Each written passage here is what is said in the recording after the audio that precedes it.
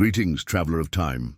You're listening to an old historian who keeps the secrets of the Middle Ages. If you relax or drift off to sleep, I'll have fulfilled my task. But before that, tell me, where are you listening from? Maybe from a quiet bed, maybe from some faraway corner of the world. From where exactly? Now picture yourself for a moment sitting in front of an ancient fireplace, the flames crackling softly, and know that the words you'll hear tonight aren't just history, they're also company for your night. We find ourselves in a medieval winter, long and harsh, when the sun hides early and shadows stretch wide across the frozen earth. The wind slips through cracks in the wood, and the cold enters like an unwelcome guest. Yet it was in this setting that men and women of the time revealed their strength. Close your eyes and feel the sharp, cutting air of the season, so different from the gentle warmth of the fire that embraces us. The sounds of the village would fade as night fell. The blacksmith's hammer went silent, the wagons stopped rolling, and even the dogs retreated into their huts. Only the distant call of a raven perched on a bare tree reminded everyone that winter was in command. Still, inside the homes, another kind of music would rise, the popping of burning logs, the soft murmur of voices sharing old tales, and the heavy breathing of those resting after a long day's work. The smell of a medieval winter was a blend of smoke, damp leather, and wet wool. Clothes hung near the fire carried the scent of journeys through snow, and the thin air itself carried the promise of survival. Picture the feel of thick furs draped over weary shoulders, rough to the touch, yet strong enough to keep the cold outside. In such an environment, every detail mattered more. A blanket wasn't just fabric, it was protection against the frozen void. Nobles in their castles lived another version of this same season. Vast halls were warmed with braziers and torches, and heavy carpets covered the stone floors. Even so, the cold always found invisible paths, seeping in through the smallest cracks of the windows. Even kings and queens knew there was no wall thick enough to keep winter entirely at bay. In that sense, the cold was a sovereign stronger than any crown. In the villages, life was far harsher. Peasants crowded into small huts with low ceilings and walls of wood and clay. Their warmth came from modest fires, where thin soups were cooked from grains stored since autumn. Steam would rise, feeding not only the body, but also the hope that there'd be food again tomorrow. Eating simply, yet eating together, was a way to defy the season. Close your eyes, and you might almost smell that rustic soup, barley or oats, simmered with dried herbs gathered before the snow. The taste was plain but comforting. Many peasants believed that herbs like thyme and sage didn't just add flavor but also kept illnesses away. And in truth, some of those plants had medicinal properties, though back then they were seen as mysterious gifts. Medieval nights were darker than you might imagine. Without electricity, only the moon and stars lit the sky. Inside homes, torches and candles painted moving shadows on the walls, shapes that seemed almost alive. The crackle of fire was a companion, as were the stories passed down by elders. Many of those tales spoke of kings, knights and battles, but also of wandering spirits in the woods and miracles that warmed the heart. The heavy fabrics worn in winter were often made at home.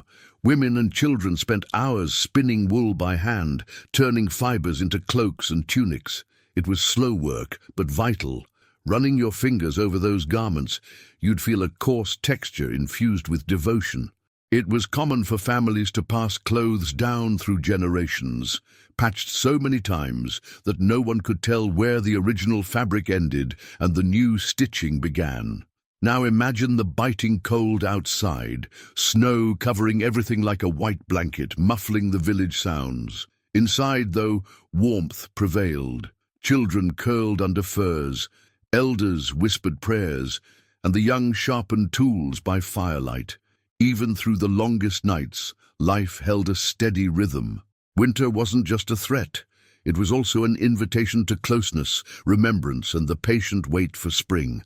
The wind sweeping across the fields carried shards of ice that cut into the skin. Anyone who had to step outside felt their face sting, as if tiny needles pierced their flesh. The silence broke only with the crunch of boots pressing into snow.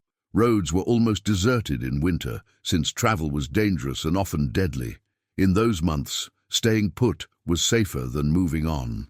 Inside the huts, scents mingled.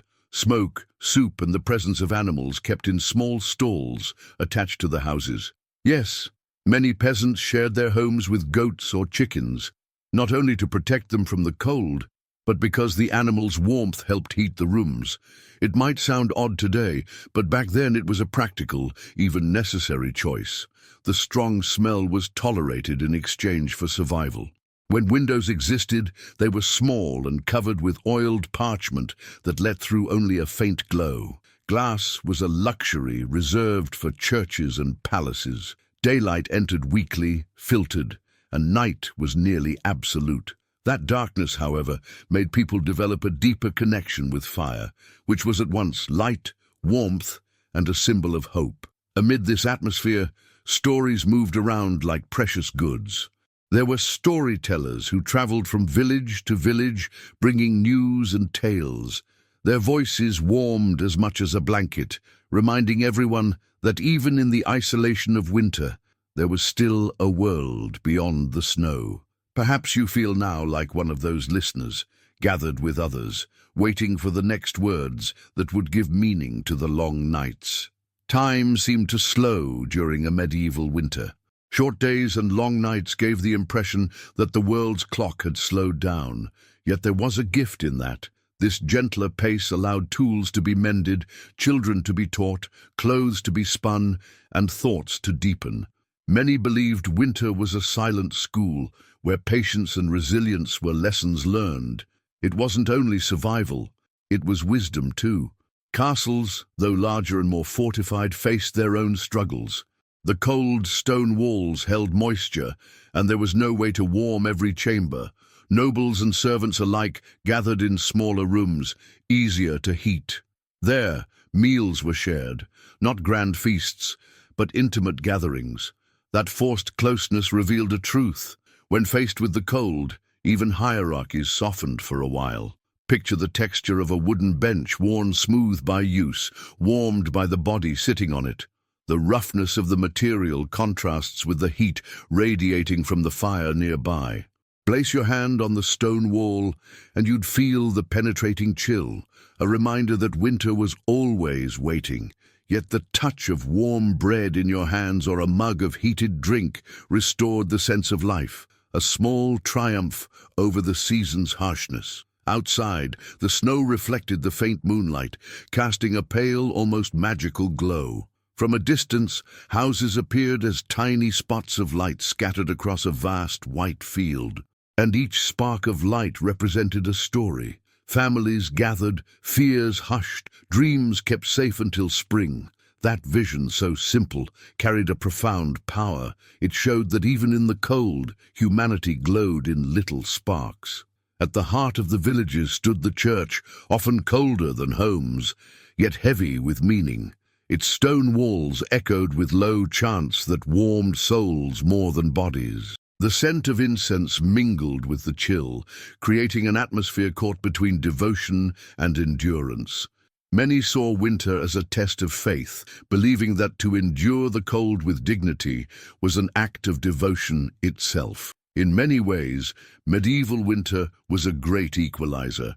Rich and poor alike, though under different conditions, faced the same cold. The biting air cut through walls, huts, and even hearts.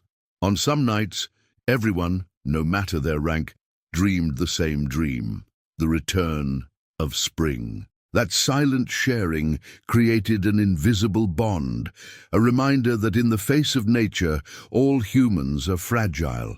The sound of the wind swept through forests and villages, carrying distant whispers. Many believed they could hear voices in its howl, as though ancestral spirits walked the earth during winter. This mystery added a layer of reverence to the cold, a respect that went beyond physical discomfort.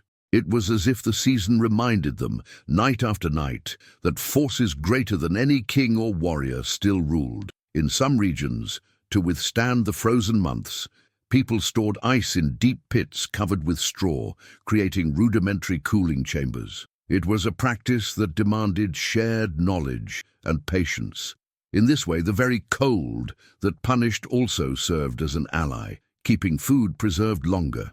This shows how winter's role was paradoxical, enemy and helper at once. The smell of fresh bread was rare in winter, but when it appeared, it filled the community with joy.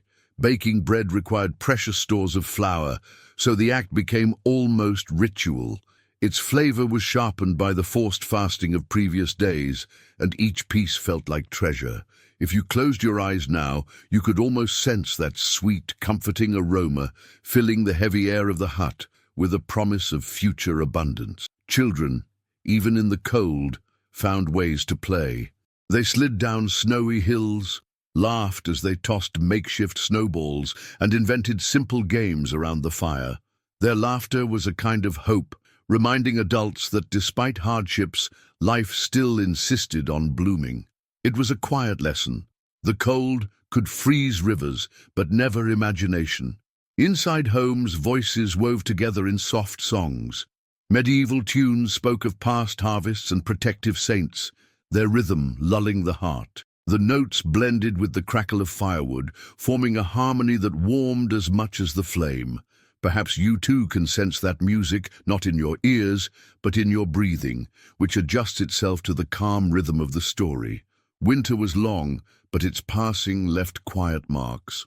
Frost thickening on windows, woodpiles shrinking, days when the snow looked brighter under timid sunlight. Every detail was read like a sign, carefully interpreted by those who knew how to listen to the season. And in the waiting, one silent question always remained: when would spring return? Close your eyes and place yourself there, sitting among peasants and nobles alike, all wrapped under the same white cloak. The cold surrounds, but human warmth endures. The sound of falling snow is soft, almost like a whisper, and the flame before you dances, as if it were a guardian of time. Medieval winter wasn't just a season, it was a lesson, a mirror of the human soul. And so, traveler, the journey has only just begun. If you wish to continue with me, there's much more to be told, many secrets yet to be unveiled. For winter keeps stories still unspoken, and soon you'll discover what lay hidden in the hearts of those who lived beneath its rule. Inside the small hut of wood and clay, the timid flame of a central fire lit up faces marked by the cold. Shadows danced across the uneven walls, shaping images that seemed alive, as if winter itself were watching with sharp eyes. The wood crackled slowly, sending sparks spiraling upward until they disappeared into the soot-stained ceiling. The warmth was modest, but enough to draw everyone close, seeking comfort. The air was thick with the scent of smoke, thin soup, and damp wool.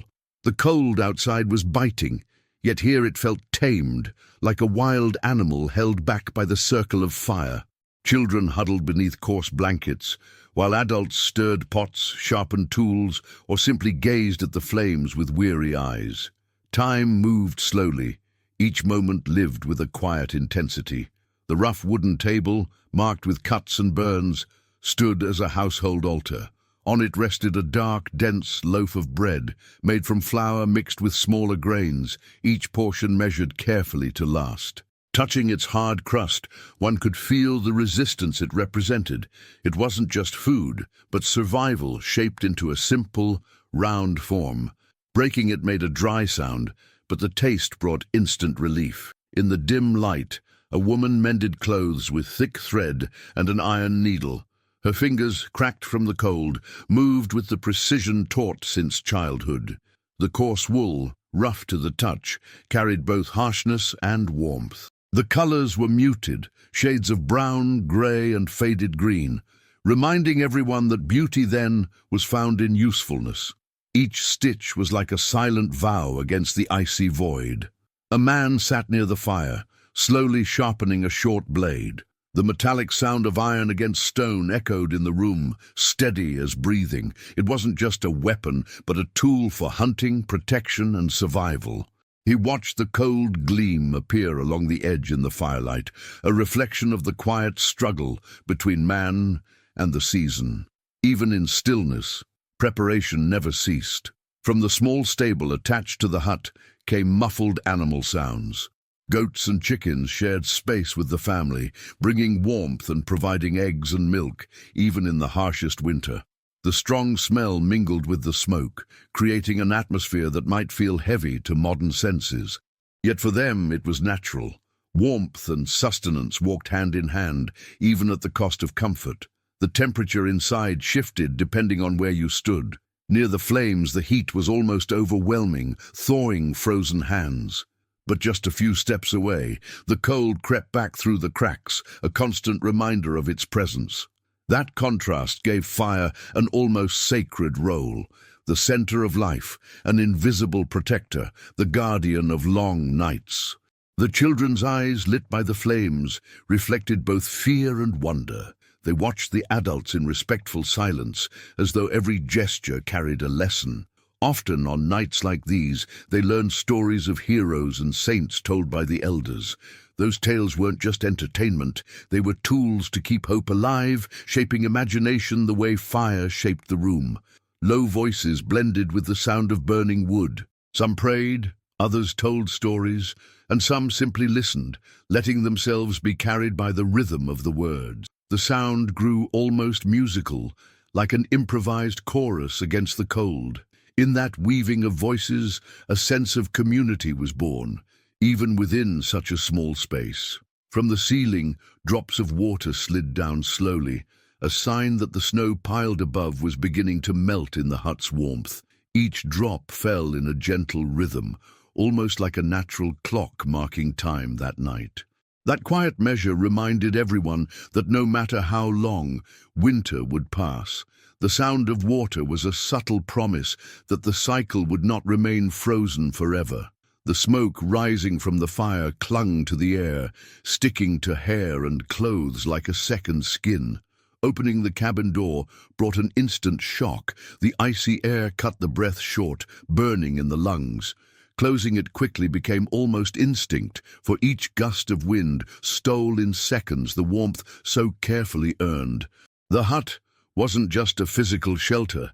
It was a fragile wall between life and the frozen void. In one corner, an old man held a wooden rosary. His lips moved in silent prayers, asking for protection from illness, for the next year's harvest, for the health of the children. The beads were smooth, worn down by daily touch, each one steeped in faith. Their faint clicking blended with the crackle of the fire, creating an intimate hymn of endurance. The smell of broth simmering in the pot grew stronger as night went on. Made from grains and dried roots stretched thin in water, it was far from plentiful, yet sharing made it precious. Steam rose, clouding the low ceiling, easing noses blocked by the constant cold. For many, that hot broth was the true banquet of winter. A young woman, seated near the doorway, watched the wind push through the cracks. With each draught, the flame flickered, threatening to go out. Her eyes mirrored that wavering light, as though she carried the same struggle inside her, to endure despite the season. In her arms, she held a baby wrapped in thick cloths, its soft cries a reminder that life persisted even in hardship. The baby's voice stirred mixed emotions. On one hand, it marked vulnerability against the cold. On the other, it was a sign of continuity. Every child was a promise that spring would come, that a future still waited. The fragile cry, in its own way, was music against the frozen silence, a proof that winter hadn't won just yet. The older men murmured about hunting and firewood. They knew that every tree cut, every animal taken, was both sustenance and risk. For scarcity could strike back harshly. The snow-covered forest loomed with visible and invisible dangers, yet within it lay the key to survival. Their short, careful words carried the weight of wisdom earned from many winters past. The cold seeped through the beaten earth floor, keeping feet chilled even inside worn leather boots. The touch felt both the rough hardness of frozen ground and the soft warmth of furs spread like makeshift rugs. With every step came a faint creak, a reminder that the hut itself was fragile, built not to defy the season, but to endure just enough until spring's return. In the background, a teenage boy tuned a crude bow. His small yet steady hands ran along the curved wood, testing its strength. The dry twang of the string being pulled sounded like a promise of hunting, perhaps fresh food amid the scarcity. His sharp gaze revealed the weight of early responsibility, for in those times even the young had to learn quickly to shoulder the struggle for survival. Meanwhile, the women taught the children old songs. The melodies were simple, repetitive, made to soothe while passing down values. Many praised saints. Others spoke of fertile fields, as if singing itself could summon spring. Their gentle voices joined with the crackling fire, weaving a soft symphony that warmed not just the ears, but also the heart. The cold, though tamed by the fire, was ever present, in the skin, in the air, in their very thoughts. Every breath released a brief white cloud that vanished almost instantly. The scent of leather drying by the flames spoke of daily tasks, of boots that needed to be ready by morning. It was as though every object around them, wooden spoons, cloaks, tools, carried with it the memory of the endless battle against the season. The moon, glimpsed through the cracks of the cabin, was nothing more than a pale disk lost in the sky. Its bluish, fragile light barely pierced the thick veil of snow covering the world. Still, some believed it guarded travelers, quietly lighting the frozen paths. For those gathered inside, looking at it was a reminder that there was something beyond the wooden walls, a silent, vast, and relentless universe. The night wind howled, and many swore they heard voices within it. Some thought they were the spirits of ancestors circling the village, either protecting or demanding old promises. Others believed it was nothing more than nature's cry, an untamable force. Either way, the sound cut through the ears like a warning. Winter ruled the nights, and no one could ignore its presence. Inside, time felt suspended. With every passing minute, the flame shrank a little, and someone added wood carefully, as if performing a ritual. The crack of the fire springing back to life drew sighs of relief. The flame was more than warmth. It was hope made visible in sparks. The living fire became a link between past, present, and future, holding the small community together. The smell of smoke clung to the skin, becoming part of everyone's identity. Anyone passing through the village would recognize that odor as the mark of survival. It couldn't be separated from life, just as the cold could never be fully kept away. The smoke filled lungs, stung eyes, yet brought warmth. It was a physical reminder that comfort and discomfort walked hand in hand. Amid the routine, conversations turned to what each family had set aside for the coming days. Barley seeds, pieces of salted meat, roots buried under straw. Every resource was counted like treasure. Stories even spread of families hiding part of their stores in secret pits to prevent theft, for hunger, when it struck, could drive neighbors to betrayal. In winter, even trust was put to the test. Children, curious as always, asked when the snow would disappear. They received vague answers, for no one could predict the exact day. Some adults replied with metaphors: "When the birds sing again, the earth will awaken." Those words fed imagination, turning waiting into hope. For them, spring was almost a fairy tale, a distant promise, but a possible one. Each night before sleep, there was a moment of collective silence. Everyone listened to the wind, the crackling wood, the muffled sounds of animals in the stable. It was as if they were searching for signs that the world still held balance. In that moment, silence mattered as much as words, for it taught them how to hear life in its rawest form. The hard ground served as a bed, layered with furs and makeshift blankets. The touch felt both the roughness of earth and the weighty comfort of thick fabric. Sleep was always a challenge, broken by the creeping cold or the cry of a child. Yet it came, carried by the day's fatigue and the hypnotic rhythm of the fire. Each awakening was celebrated as a quiet victory. Outside, snow piled heavy on the roofs. The weight grew so great that, from time to time, someone had to step out and clear it away to keep the roof from collapsing. The task was carried out in silence, under the dark sky, accompanied only by the creak of wood and the sound of the wind. It was risky but necessary, for the hut was the only shield between the family and winter's white death. Back inside, once the door was shut, the change was immediate, the return of smoke, warmth, and life. The feeling was like rebirth each time, as if the cabin were a beating heart within a frozen body. There, every detail, the flame, the bread, the song, the prayer, became a thread stitching existence together. Even when everything seemed suspended, life carried on, quiet yet unyielding. Dawn brought little difference from the night. The sky stayed grey and heavy, and the faint light slipped timidly through the cracks. Still, the simple sight of daybreak was welcomed as a sign of victory. Surviving one more night was reason enough for quiet gratitude. The sound of roosters, though weak, announced that the cycle carried on. The first tasks of the day were always the same: feeding the animals, checking the remaining wood, reheating the soup. The smell of smoke spread once again, mingling with the steam of broth, making the air thick and familiar. Rough hands, still numb from the cold, slowly warmed as the work began. Nothing could be put off, for every minute mattered. The children woke slowly, stretching beneath the heavy blankets. Their curious eyes wandered through the cabin, watching the adults' movements. The cold kept them close together, sharing warmth and whispering invented stories. Childhood, even in the midst of hardship, found space to exist. Soft laughter echoed, breaking the silent monotony of winter. An old woman, seated near the fire, began the day with a story.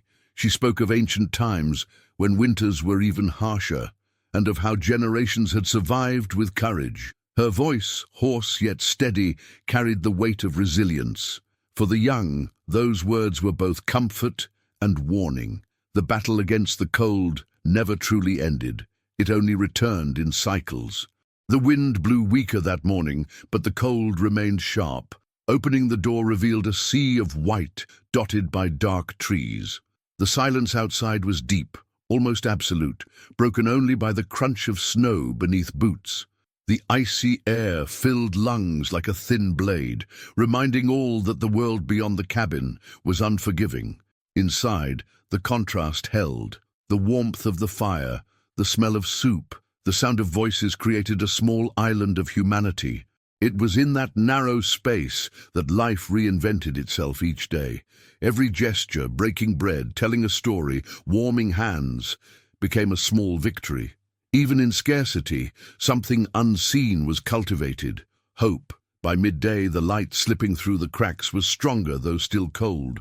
Its glow reflected off the snow, lighting the cabin indirectly and filling it with a pale, almost ethereal atmosphere. Eyes narrowed against the glare, and many remarked that the snow carried its own light. It was a harsh beauty, both mesmerizing and unsettling. Conversations turned toward the future, how many days of firewood remained, when hunting would be possible, when the earth would show signs of life again. Every calculation was made with care.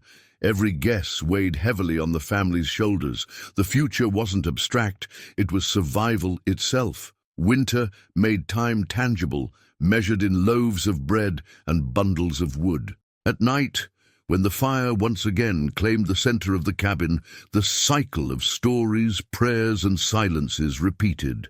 The cold prowled outside, but never fully broke in. The sound of fire, the smell of soup, the coarse feel of blankets created a cocoon against the dark. In that cocoon, humanity remained alive, united and unyielding. So winter passed, not through grand deeds, but through small, repeated acts. Each day was the same, and yet each was unique. Life inside the cabin was built on quiet endurance, on shared warmth, on faith and stories. And at the close of every night, as all drifted into sleep, only the flame remained, standing sentinel over the secret of medieval survival. Within the castle walls, life in winter had a different look, though its essence remained the same. endurance. The thick stones of the towers held the cold like an invisible prison, and footsteps echoed through the hushed halls. Torches along the walls cast long shadows, and every crackle of fire reverberated like a low song, a reminder that warmth here was also something earned, never guaranteed. The nobles wrapped themselves in layers of fur, yet the cold still reached their bones. Fingers grew numb, holding metal goblets, and spiced wine was as much necessity as it was pleasure. The aroma of cinnamon, cloves, and honey drifted through the corridors, trying to mask the damp stone and lingering smoke. Drinking wasn't a luxury. It was a way to warm the body from within. The kitchens, the liveliest part of the castle, worked without pause. The clatter of boiling pots, knives striking boards, and hurried voices filled the underground space. The smell of salted meat mingled with that of fresh bread, while steam rose in heavy clouds, softening the chill of stone walls. Even there, abundance had limits, for winter tested even the fullest coffers. In the chambers, women sewed reinforced garments. The steady sound of needles piercing cloth mixed with the scent of freshly shorn wool. Hands moved with determination, while minds whispered prayers that the cold wouldn't prove harsher than human resilience. Each stitch was also a stitch of hope, binding together fragile pieces of survival. Children, sheltered in the warmest rooms, played with small wooden dolls. Their laughter rang through the corridors, bringing life to the otherwise silent castle. The rough feel of the toys in their hands was part of childhood, and their curious gazes often turned to the frozen windows, where the white world seemed untouchable. Innocence was the one force bold enough to challenge winter's monotony. The knights, meanwhile, trained in the snow-covered courtyard. The metallic clash of swords echoed, mingling with the heavy rhythm of breath. Every move on the ice was harder, and the armor, cold to the touch, weighed like an added burden. Still, training never ceased. Discipline was the invisible wall that kept order when winter tried to impose chaos. In the prayer halls, monks and priests chanted hymns. Their voices filled the stone chapels, weaving faith into the season's silence. The scent of incense rose in curling trails, blending with the chill and creating an almost mystical air. Many believed that without those prayers, the castle would fall to winter and darkness. The long corridors were guarded by torches that hissed when the wind slipped through small cracks. The flames flickered, shaping ghostly forms on the walls. For the servants walking alone, each shadow felt like a warning, and the echo of footsteps made it hard to tell what was real and what was imagined. The cold didn't just touch the skin, it crept into the mind. In the throne room, the lord of the castle received reports on the stores. Grain, wine, firewood, salt, every quantity was carefully recorded. The air carried the smell of parchment and melted wax. The weight of responsibility was clear in his eyes. For it wasn't just his household that relied on the reserves, but the entire community shielded by the walls. Despite the differences between huts and castle, winter made everyone equal before the cold. Peasants and nobles breathed the same biting air, felt the same frozen bones, and carried the same longing to reach spring. Winter was like a silent judge, reminding each person, without distinction, of the fragility of medieval life. In the great hall, life seemed to awaken again at night. Torches burned brightly, their flames reflecting on colorful tapestries that tried to soften the chill of the stone walls.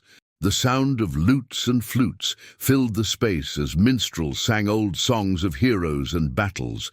The echo of voices blended with the crackle of fire, weaving an atmosphere that reminded all that even in hard times there was still room for the delight of music. The tables were set with bread, hard cheeses, and salted meat.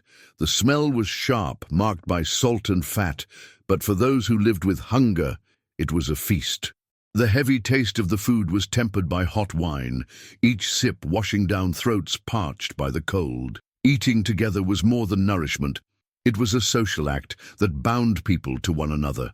The servants watched the abundance with discreet eyes, knowing that in the end only leftovers would reach them. Still, there was no complete bitterness. Many understood that even the scraps of a castle could be worth more than a whole meal in some huts. The contrast between relative plenty and the hunger beyond the walls hovered silently over everyone. In one corner of the hall, a troubadour told stories of distant kingdoms. His voice, sometimes deep, sometimes high, kept listeners spellbound. He spoke of lands where winters were gentler, where harvests were generous, and fields never lay bare. His tales sounded like unreachable dreams, yet they also soothed weary minds. In private chambers, life was not only luxury. The cold seeped through straw mattresses and even embroidered sheets. The chill of stone could be felt beneath heavy blankets. Many nobles often slept close together, seeking human warmth. In winter, the gap between wealth and fragility grew thin when cold touched the skin. The guards on the towers lived a different kind of endurance. There, the wind blew unbroken, and the touch of frost stiffened gloves and armor. The sound of banners flapping against stone was a constant reminder that vigilance couldn't stop, even in deadly cold. Many chewed dried roots to fight off drowsiness, battling both sleep and winter itself. In the stables, the horses' warm breath created a visible mist in the air. The smell of damp hay and manure was strong, yet comforting to those who knew the animals were the castle's lifeblood. The feel of their soft coats contrasted with the cutting cold, and tending to them was as vital as praying or storing food. Without horses, there would be no hunting, no transport, no defense.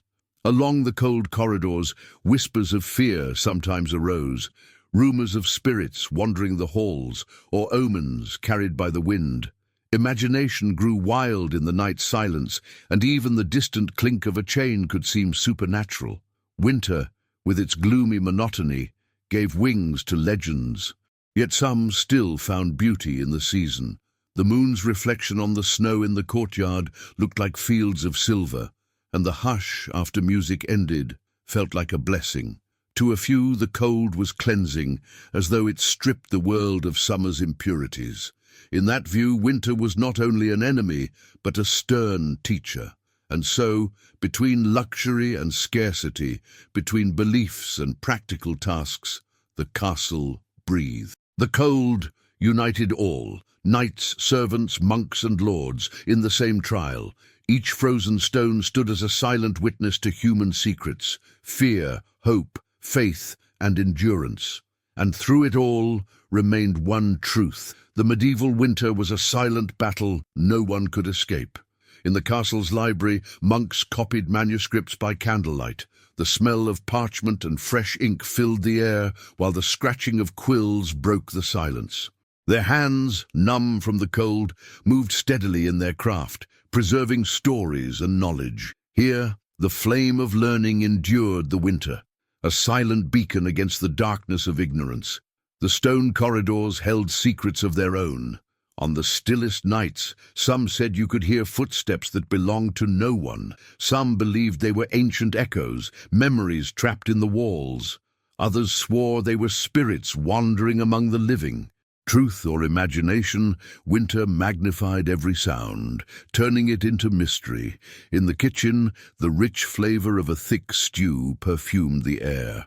Made from game meat, dried vegetables, and carefully stored spices, it simmered slowly.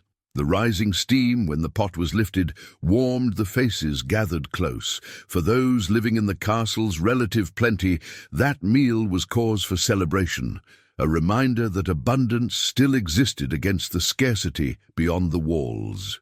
Between meals, the bards tuned their instruments. The metallic twang of tightening strings echoed through the halls, preparing the air for music. Many believed the melodies carried spiritual power to ward off bad omens and bring joy. Music, in that world, was as much medicine as entertainment, an invisible thread binding lords and servants alike. In the smaller chambers, servants shared blankets and stories. They spoke of distant families, snow-covered villages, and dreams of fertile lands. The cold drew them close, and human warmth became as precious as fire. The press of shoulders, the feel of another's skin, was a shield against the emptiness that lurked outside. The corridors resounded with the heavy tread of boots. Guards paced in endless rounds, alert to any sign of danger. The cold stiffened their muscles, yet it sharpened their senses. Each step rang through the stone, a reminder that vigilance never slept. The castle, like a living organism, breathed through these men of iron. In the chapels, the cold was nearly unbearable, yet prayers never ceased. The sound of chanting echoed reverently, unbroken, creating an ethereal atmosphere. The scent of burning incense mingled with the frozen air, making the place feel suspended between two worlds. Many believe those prayers kept the community alive, an invisible wall against the harshness of winter. The tapestries covering the walls served a double purpose. From a distance, their vibrant colors told stories of battles and legends. Up close, they were barriers against the cold, thick fabrics that stopped the wind. The rough touch of the cloth was a reminder that even art in those days carried practical weight. Beauty and utility were woven together in every thread. The sound of iron striking still rang from the forge, even in midwinter.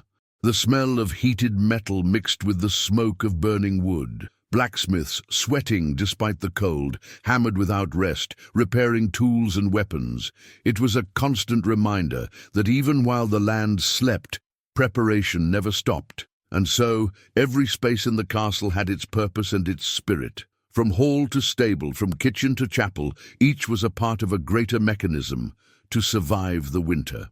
The cold bound together fates that, under other circumstances, would have been separated by rank or distance. In the severity of the season, the truth was laid bare. Everyone, without exception, lived under the same trial. In the highest towers, the wind moaned like an ancient voice. Its sound slipped through cracks and echoed in the guards' ears, who often wondered if they were hearing the winter's own lament. The cold was so merciless that even the iron of their spears burned to the touch, a reminder that frost could be as deadly as any enemy. In the shared dormitories, the warmth of the fire faded quickly. The smell of burnt wood mixed with human sweat, and the air grew dense, almost heavy. Still, there was a measure of comfort in being together, bodies huddled under thick blankets. The simple sound of someone's breath close by brought the certainty that no one faced the endless night alone. The lord of the castle spent long hours before the brazier, reflecting on supplies and responsibilities. His fixed gaze on the flames became a kind of silent ritual of calculation. How many days would the grain last? How many mouths could be fed without harsh cuts? Leadership revealed itself in its rawest form there, surviving with both fairness and resolve. The women of the court stitched clothes from coarse wool. The steady rhythm of needles piercing fabric was constant, almost hypnotic. Their fingers, calloused from the cold, moved skillfully, turning fibers into protection. Each garment was more than clothing. It was a symbol of care and survival. In the rough texture of the wool lay the promise of warmth to come. The children of the castle were taught to see winter as both challenge and lesson. They played in the snow-covered courtyards, their laughter cutting through the icy silence. The sting of cold on their flushed cheeks, the smell of frost in the air, and the feel of snow against their fingers became formative experiences. From an early age, they learned that endurance was an indispensable virtue. At night, in warm chambers, stories were told in solemn tones. Tales of saints who had endured harsher winters, of kings who triumphed through patience and faith. The sound of words, heavy with hope, filled every corner. These weren't just stories. They were invisible nourishment, keeping spirits alive when food grew scarce. In moments of absolute silence, the castle seemed to listen to its own heartbeat. The crack of timber, the drip of frozen water, the distant murmur of an animal, all sounded like reminders that life continued, even in the deepest cold. That silence was both frightening and comforting, a space between death and persistence. Some nobles gazed at the snow-covered courtyard as if it were a divine painting. The moonlight turned the white into liquid silver, and their eyes wandered in its glow. Winter, though cruel, offered rare beauty. That sight reminded them that even in hardship, hidden poetry awaited those willing to see it. The chapel bells marked time with a slow cadence. Each toll echoed through the valley, mingling with the sound of the wind. It was a reminder that days passed, monotonous, heavy, yet moving forward. Winter had an end, even if unseen. The metallic sound cut through stone and hearts alike, feeding collective patience, and so ended the castle's winter routine, a silent struggle made of faith, music, calculation, work, and human warmth.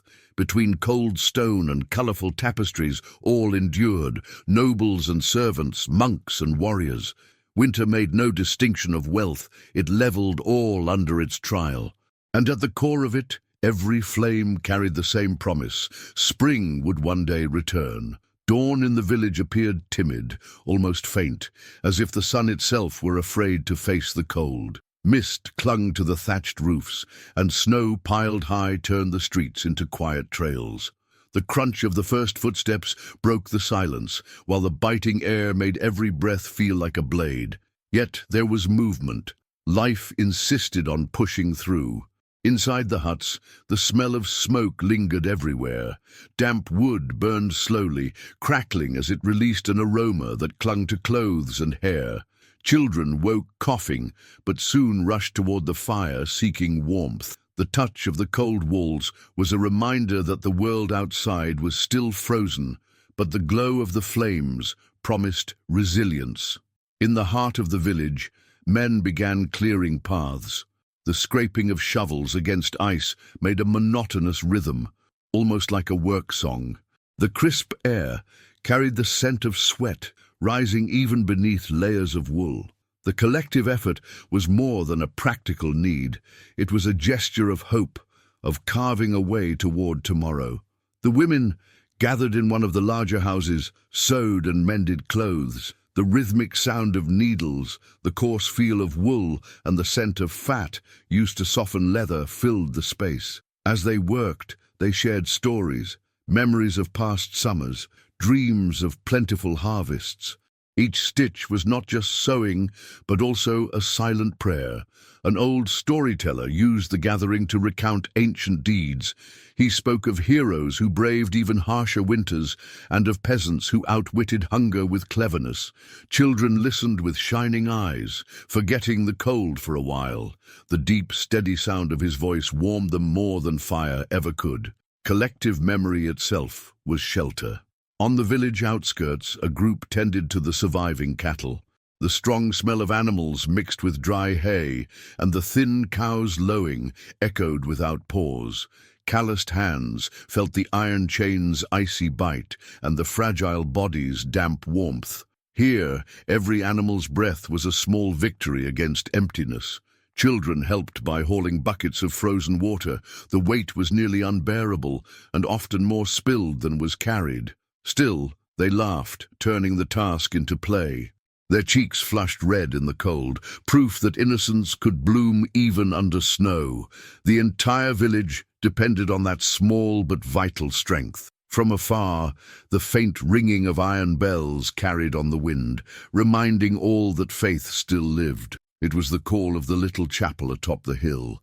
The smell of incense already drifted in the air, long before reaching the place. Many peasants walked there, feeling the ice beneath their feet, believing their prayers could warm the heart of God. Inside the chapel, candle flames flickered in the drafts. The scent of melting wax mingled with incense, casting an invisible veil over everyone present. The voices of prayer echoed in the narrow space, as if the stone walls themselves returned the words in chorus. There, every fallen tear was shared, every sigh belonged to all. In that harsh setting, solidarity became the true shield against winter. No one survived alone. The touch of an extended hand, the sound of a kind voice, the smell of shared bread, each became greater than it seemed. Winter tested bodies, but it also revealed hearts.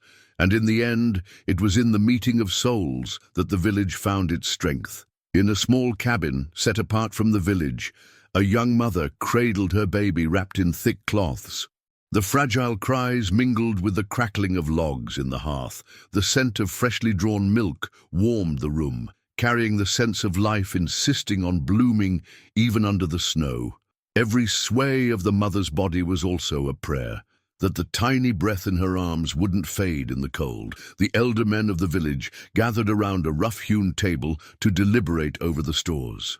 The sound of grains being counted, the coarse feel of linen sacks, and the dry smell of flour created an air of tension. Every decision weighed on them all. Cut back now to survive later, or spend more to keep strength in the present. Wisdom was measured in silence. At the forge, fire still burned. The blacksmith kept his rhythm, hammering cold iron until it took shape. The smell of burning coal, the heat rising from the brazier, and the metallic clang of his blows were almost music to the village. Even in winter, the need to repair tools and weapons was urgent. Work could not wait for spring. Some young men trained with wooden sticks in the frozen fields, their shouts carried against the wind, their hands stinging from both cold and effort. It wasn't just play, it was preparation. The village needed strong arms to face not only nature, but also the threat of invaders. Winter did not halt vigilance. By dusk, the sky darkened into deep grey. The cawing of crows in flight brought uneasy omens. The wind carried a strange smell, as though announcing a harsher storm. People hurried into their homes, reinforcing doors and windows with wooden planks. Every crackle of the fire became a refuge against an invisible threat. In the hush of their homes, stories were shared in low voices. A grandmother told the children of times when winters were shorter and fields soon bloomed with flowers after the thaw.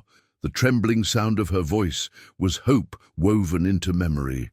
The touch of her wrinkled hands on the children's hair was a promise that they would still see brighter days. Meanwhile, some men watched the moon break through heavy clouds. Its silver glow reflected on the snow, lighting the village as if it were day.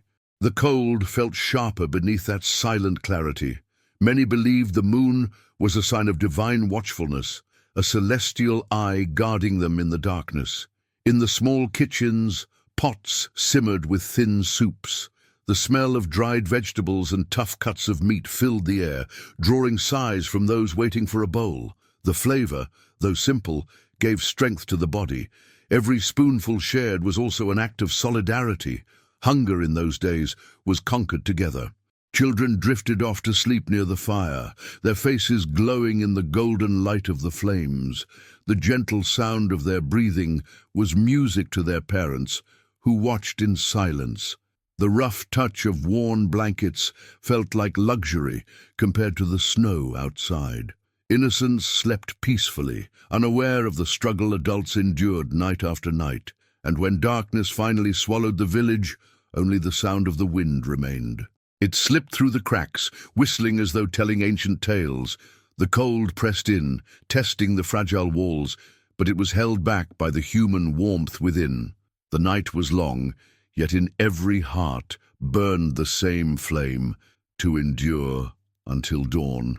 In a cabin near the forest, hunters cleaned their traps. The metallic snap of iron opening and closing echoed in the stillness of morning. The smell of damp leather and animals once caught lingered in the air. Calloused hands felt the bite of ice on wooden handles, yet their eyes gleamed with hope of finding food. Every step on the snow was a wager against hunger. Elder women taught the younger ones how to prepare herbs kept in clay jars. The strong scent of dried mint and sage filled the room, mingling with the warmth of an iron pot. The fragile touch of crumbling leaves revealed secrets passed down through generations. They weren't just remedies, they were living testimonies of survival preserved in women's memory. By the frozen river, some men struck the ice with axes. The sharp sound of impact echoed like a ritual drum. The icy air stung their nostrils, and their raw hands barely gripped the handles. But each block broken became water, more precious than gold in that season. The river slept, yet it still offered life. At dusk, torches were lit to guide the way to the chapel. The smell of burning resin spread through the air, and the fragile warmth of the flames pushed back the fear of darkness. The sound of boots sinking into snow made a cadence almost sacred. The whole village seemed to move as one body toward faith. Inside the chapel, the priest lifted his voice in chant. The deep sound reverberated off stone walls, filling the small space with solemnity. The scent of incense mingled with torch smoke, creating an almost ethereal atmosphere. The faithful touched their knees to the cold floor, feeling the hardness of winter in their bodies, but the comfort of divine promise in their souls. Back in the cabins, the roar of the wind grew stronger. It blew like a furious beast, shaking fragile doors and windows. The sharp scent of fresh snow slipped through the cracks, sending chills down every spine. Many huddled together in silence, listening, as if winter itself were a prowling enemy circling the village. Dogs barked restlessly, sniffing the air as if they sensed something unseen. Their coarse cries echoed through the settlement, and men rushed to check the wooden fences. The icy rope in their hands and the smell of straw spread on the ground reinforced their vigilance. Winter not only froze bodies, it awakened ancestral fears. In the small central square, a few young people dared to play music on wooden flutes. The piercing notes cut through the air, rising against the howling wind. Smoke still lingered, but the melodies brought relief. For a moment it felt as if the cold had been defeated by song, and hearts remembered that joy still existed. Children, enchanted, tried to mimic the sounds by banging sticks against the ground. The improvised rhythm became a shared game. The cold wood in their hands didn't matter. The laughter warmed them more than any hearth. In those moments, the village realized that childhood was a spark against the dark. That night, beneath a sky filled with frozen stars, each house guarded its flame. The sound of prayers, the smell of hard bread divided, the touch of joined hands, and the sight of snow reflecting the moonlight formed a mosaic of endurance. Winter reigned supreme, but life kept insisting on surviving, day after day, night after night. On the edge of the village, the forest looked like a sleeping giant beneath its white cloak. The sound of branches cracking under the weight of snow gave the impression of whispers. The smell of damp wood hung in the air, and the heavy feel of packed snow underfoot made each step a struggle. Silent and still, the forest reminded all that nature was never truly tamed. Inside one of the larger cabins, young women spun wool by firelight. The whir of the spindle, the warm scent of fiber, and the rough thread sliding between fingers filled the room with life. Each strand woven was a promise of new clothing, of protection against the cold. There, patience and hope were intertwined with every motion. In the makeshift watchtower, a young man scanned the horizon. The icy wind cut across his face, and the frozen wood of the railing seemed to bite into his skin. The silence of night was broken only by the distant beating wings of crows. There was always the fear of raiders or wolves, but also the fascination of a wide view lit by the moon. Elders gathered around a nearly empty barrel of homemade beer. The sour scent of the drink mingled with the smell of hard bread. Between slow gulps, they told stories of gentler winters and bountiful harvests. The worn sound of their voices was a balm for the younger ones, a reminder that hardship had been overcome before. Some children slid down the snow on wooden planks. Their joyful shouts echoed through the village, bringing a breath of life. The sting of snow on their faces, the pure scent of ice, and the sound of laughter defied the heaviness of the season. These were memories that would remain, even when winter was only recollection. In the poorest homes there was only thin root broth. Its faint smell did little to fool hunger, and the scraping of spoons at the bottom of pots was constant. Still, everyone gathered around, sharing equally. The touch of fire's warmth on their faces, however small, became a shared hope. At the chapel, the iron bell rang slowly. Its deep sound rolled across the snow-covered hills, calling to prayer. The scent of burning incense, the icy stones beneath bowed knees, and the glow of candles lighting weary faces formed a solemn scene. There, faith and endurance became inseparable. Meanwhile, in the stable, men and women cared for the horses. The strong smell of the animals, the warm steam from their nostrils, and the sound of hooves striking the ground stood in sharp contrast to the bitter cold. The feel of coarse manes reminded them these creatures were part of survival too. Without them, the village would be doomed. The wind grew stronger, rattling doors and roofs. The groan of wood was a reminder that their shelters were fragile against winter's fury. The sharp smell of snow slipping through cracks brought chills, but also the certainty that endurance required more than walls. It required courage. Each night was a trial, and each dawn a victory. Amid the harshness, a minstrel plucked softly at his lyre. The sweet sound of the strings filled the firelit room. The scent of smoke and the warmth of wood under his fingers made music into a bridge between the present and hope. It was a reminder that even in the longest winter, beauty could still bloom. That night, the stars shone like scattered embers across the black sky.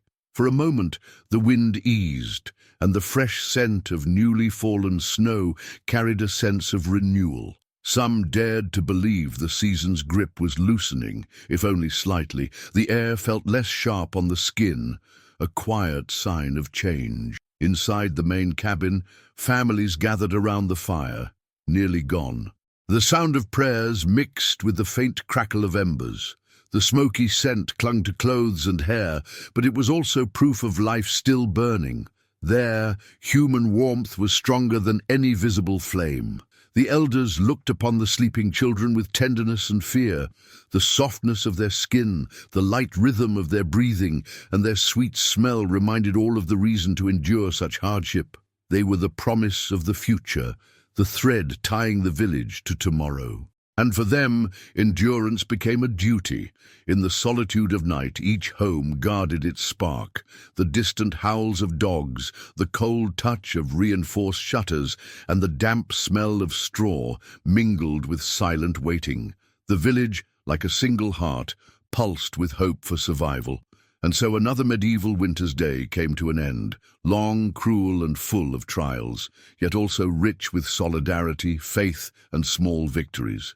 Snow still blanketed everything, but inside the cabins burned an invisible fire, the fire of life, which no cold could ever extinguish. The castle rose like a wall against the winter, its stones coated in ice and snow.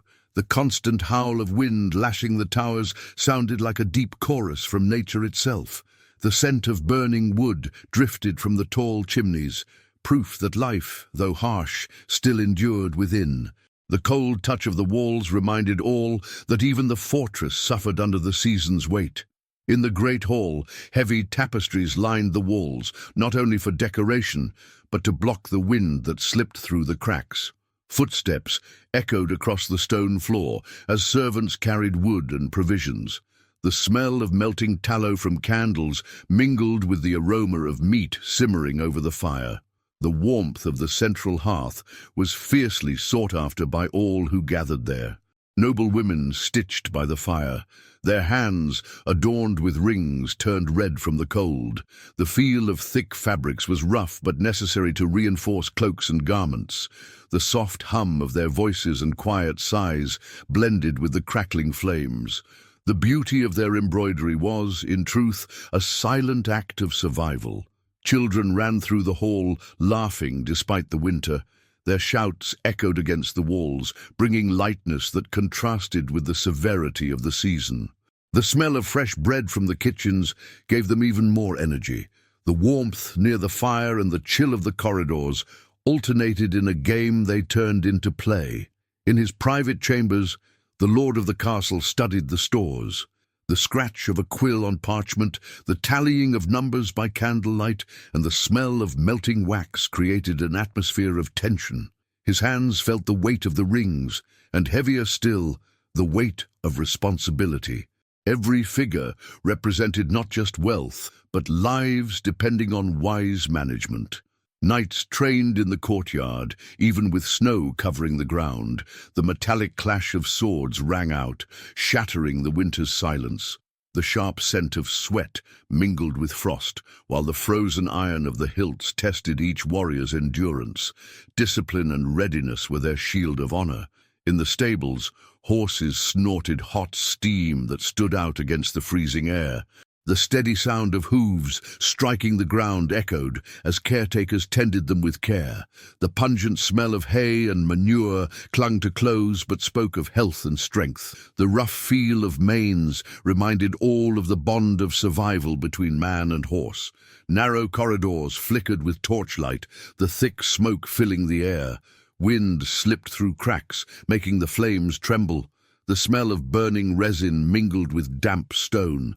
The cold touch of the walls gave the sense that the castle itself was breathing alongside its people. In the chapel, monks lifted deep chants. Their voices reverberated against the high walls, filling the space with solemn reverence. The smell of incense thickened the air as candles cast shifting shadows. The rough feel of parchment pages, turned carefully, reminded that even faith needed record to endure. With every prayer, strength was sought against the cold. For all its might, the castle was not invulnerable. Wind raged around its towers, ice weighed heavily on its roofs, and even nobles felt the chill cut through layers of fabric. The creak of timbers, the smell of dampness, and the icy feel of stone were constant reminders that no matter how fortified, no one escaped the harsh hand of winter. In the kitchen, the cauldron simmered slowly.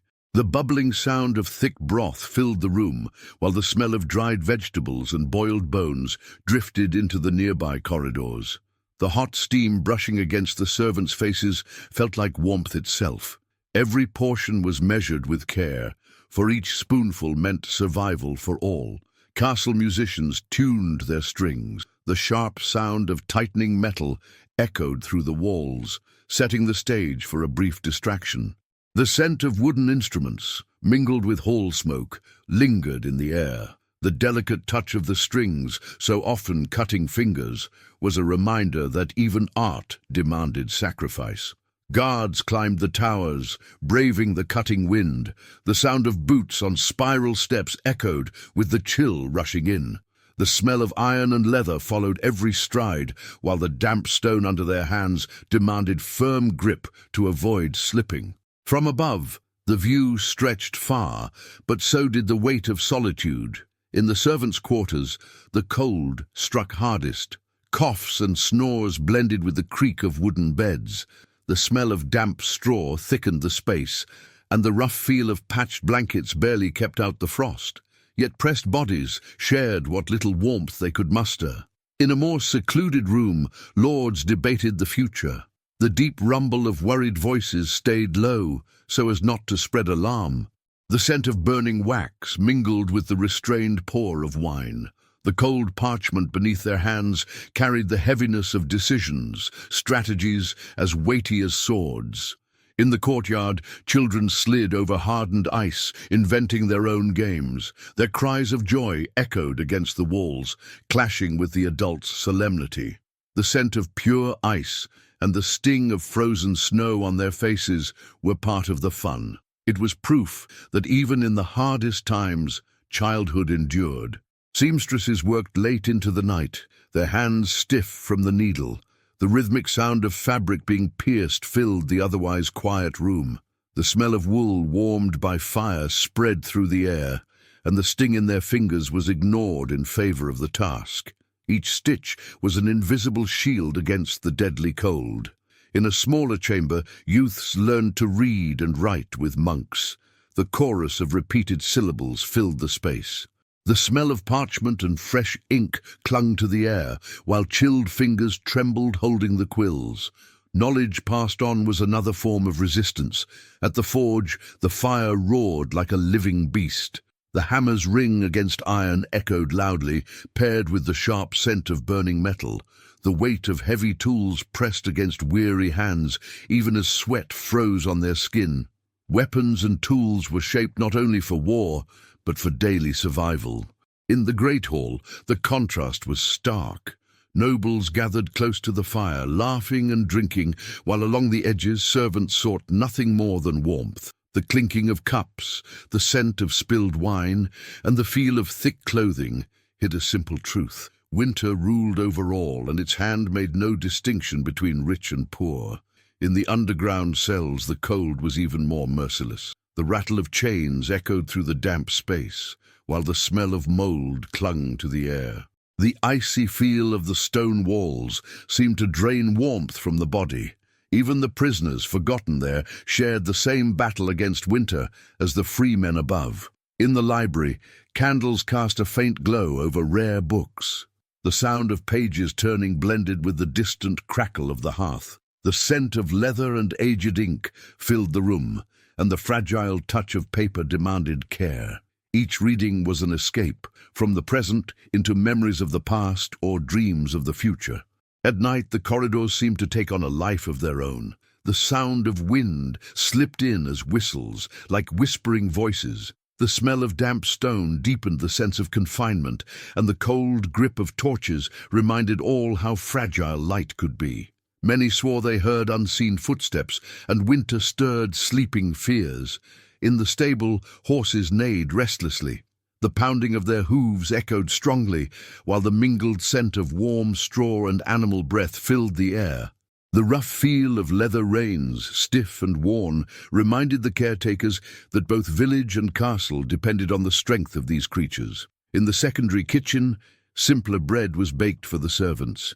The sound of fists kneading dough and the smell of yeast filled the room. The flour sticking to fingers became part of the task, and the oven's heat offered brief relief to tired bodies. Even a small slice was reason enough for gratitude. The nights were long, and the lord of the castle walked silently through the halls. The heavy echo of his boots, the faint smell of incense from chapels, and the cold iron of window grates under his hand drew him into thought. No wall could hold back winter. Only hope made it bearable. In a smaller room, young knights gathered around board games. The clack of wooden pieces breaking the silence mingled with the scent of cheap wine. The smooth yet worn touch of the pieces reminded them that strategy was more than a pastime. It was preparation for what was real. The monks went on copying manuscripts, even through the night. The steady scratch of quills on parchment became almost hypnotic, while the smell of fresh ink lingered in the air. Their firm grip kept lines steady despite the cold. Their patience was as essential as faith. In the towers, watchmen fought off sleep. The wind hammered their ears without pause, and the icy sting of frozen air burned with every breath. The lance, frozen solid in their grip, was a sharp reminder of their duty. Each star in the sky seemed a silent witness to their vigil. In the hall, when music began, all paused for a moment. The sound of strings filled the space, the smoke in the air felt lighter, and the touch of goblets grew less cold in their hands. Music, brief yet powerful, was invisible nourishment. Amid the winter, it reminded everyone that the soul, too, needed warmth. In the farthest corridors, shadows stretched long beneath the wavering light of torches. The whistle of wind slipping through cracks mingled with the groan of ancient doors. The smell of cold stone and damp wood lingered in the air, while the rough touch of the walls gave the impression of a living castle, breathing alongside its people. In the chapel, the bell tolled deeply, marking the slow passage of hours. Its echo rolled across the walls, carrying solemn weight. The scent of burning incense rose to the ceiling, while the icy feel of benches reminded the faithful of winter's severity. Yet within that space they found spiritual comfort. In the courtyard, snow piled up like a silent carpet. The crunch of footsteps on ice beat a steady rhythm, while the crisp scent of clean air carried an odd sense of lightness. The sting of cold against bare skin was almost painful, yet proof of resilience. For many, walking there was a quiet act of courage. Bards gathered in a corner of the hall, weaving stories into melody. The sound of voices paired with lutes and flutes filled the space, helping listeners forget the chill, if only for a while. The sweetness of candle wax scented the air, and the warmth of hands meeting in applause gave more comfort than any cloak. In small rooms, mothers rocked their children close. The soft murmur of lullabies eased the air, while the smell of warmed milk lingered. The tender feel of smooth skin pressed against coarse fabric reminded all that life, fragile yet stubborn, bloomed even under snow. The blacksmiths never ceased their labor. The ringing of hammer on iron beat like the heart of the castle, steady and strong. The sharp scent of burning coal filled the forge, while the searing touch of glowing metal demanded calloused hands. Every piece forged became a symbol of endurance and strength against the elements. In the dormitories, sleep was broken by cold. The chatter of teeth, the smell of damp straw, and the coarse feel of thin blankets all spoke of struggle, even in rest. Still, dreams of past and future springs brought hope to those who slept. Before the hearth, the lord of the castle gazed into the flames with heavy eyes. The crackle of burning wood kept silent company. The smoke clung to his clothes, and the brief warmth against his hands was fragile comfort. He knew each of his choices would shape the survival of many. The stone corridors echoed with the hurried steps of servants, the clatter of dishes, the smell of soup being carried, and the heavy feel of woolen cloaks spoke of constant motion. The castle was a machine that could not stop, not even beneath winter's weight. In the stables, dogs barked restlessly, answering the silence of the night. Their howls broke the monotony, while the strong scent of animals mixed with the crisp bite of snow. The thick fur under caretakers' hands lent warmth, as if even the animals joined in the shared resistance to the cold. From the highest tower, the horizon stretched in an endless white. The wind roared, making banners whip without rest, while the sharp scent of ice stung the breath. The frozen stone beneath the watchman's hands deepened the solitude of his vigil. Yet from that height came a sense that the castle still commanded the land. In the hall, as night deepened, only the faint crackle of dying embers remained. Smoke clung to cloaks, and the cold crept back across the stones. Silence and darkness spread slowly, reminding all that winter was patient, tireless, and unyielding. In quieter chambers, rest arrived as relief. The heavy rhythm of breathing, the smell of straw and wool, the scratchy feel of blankets, all spoke of surrender to exhaustion. Each night endured was a small but vital victory against the season's weight. In the corridors, only torches resisted, their flames flickering in draughts of air. The soft crackle of fire, the resin scent rising from burning wood, and the cold stone underhand created an atmosphere both sacred and somber. Time itself seemed suspended there, waiting for gentler days to return. And so the castle fell into slumber, wrapped in relentless cold. Between prayers, labor, music, and silence, each inhabitant carried a share of survival. Winter still reigned, yet within those stone walls lived something greater than ice, the unseen flame of hope, keeping hearts alive until spring. The sun, still shy in the grey sky, barely pierced the heavy clouds covering the landscape. The distant call of crows echoed over snow-covered fields, like an omen of deeper cold. The air carried a sharp, metallic bite, and the frost against bare skin reminded every villager that winter spared no one. In the village, men gathered early to search for firewood. The sound of axes striking dry trunks rang through the nearby forest. The smell of freshly cut wood mingled with the white breath rising from their mouths. The rough feel of calloused hands, aching but steady, was proof that survival demanded collective effort. Women kept the cabins alive. The steady rhythm of looms filled the rooms, weaving time into warmth. The scent of wool warmed by embers offered comfort, while the coarse touch of fibers reminded them that each cloak was more than clothing. It was a shield against the frozen hand of death. Children, despite the harsh season, invented games of their own. Their laughter broke the silence of snowbound paths. The damp smell of earth rose whenever they dug holes in the frost. The sting of ice on their hands, both painful and playful, proved that childhood blossomed even on the harshest days. An old peasant sat at the door of his hut, gazing at the white horizon. The wind drummed against his ears, and the smoke of burning wood wrapped around his body. The rough grip of his staff bore the weight of his years. To him, each winter was memory, lesson, and proof of survival. In the village chapel, bells tolled deeply. Their sound marked the rhythm of community life, calling all to prayer. The scent of incense mingled with the sharp cold seeping through cracks. The touch of hands clasped in supplication showed that faith was as essential as bread. By the frozen river, fishermen tested their luck. The crack of ice sent shivers of fear and hope alike. The sharp scent of icy water drifted upward in invisible clouds, and the wet ropes bit into their fingers. Each fish pulled from the depths was greeted as treasure. In the village forge, fire roared like a living beast. The hammer's ring on iron shook the air, while the pungent smell of heated metal filled the space. Sparks leapt onto hardened skin, marking the workers.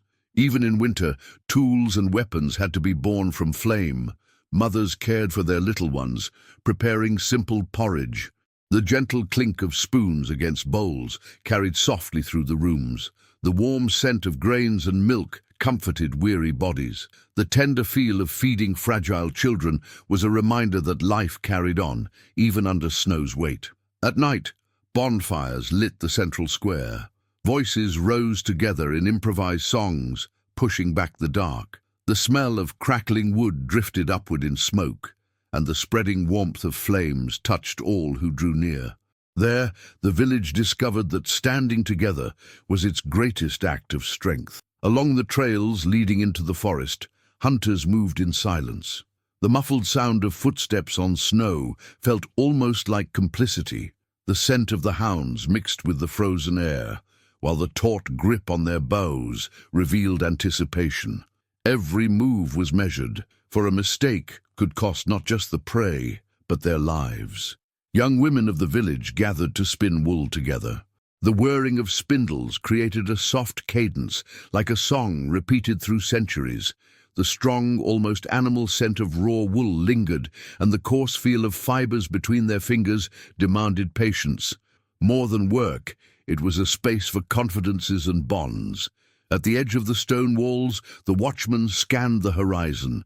The wind roared against his ears, the icy sting of frozen air burned his breath, and the weight of a frozen spear pressed into his arms.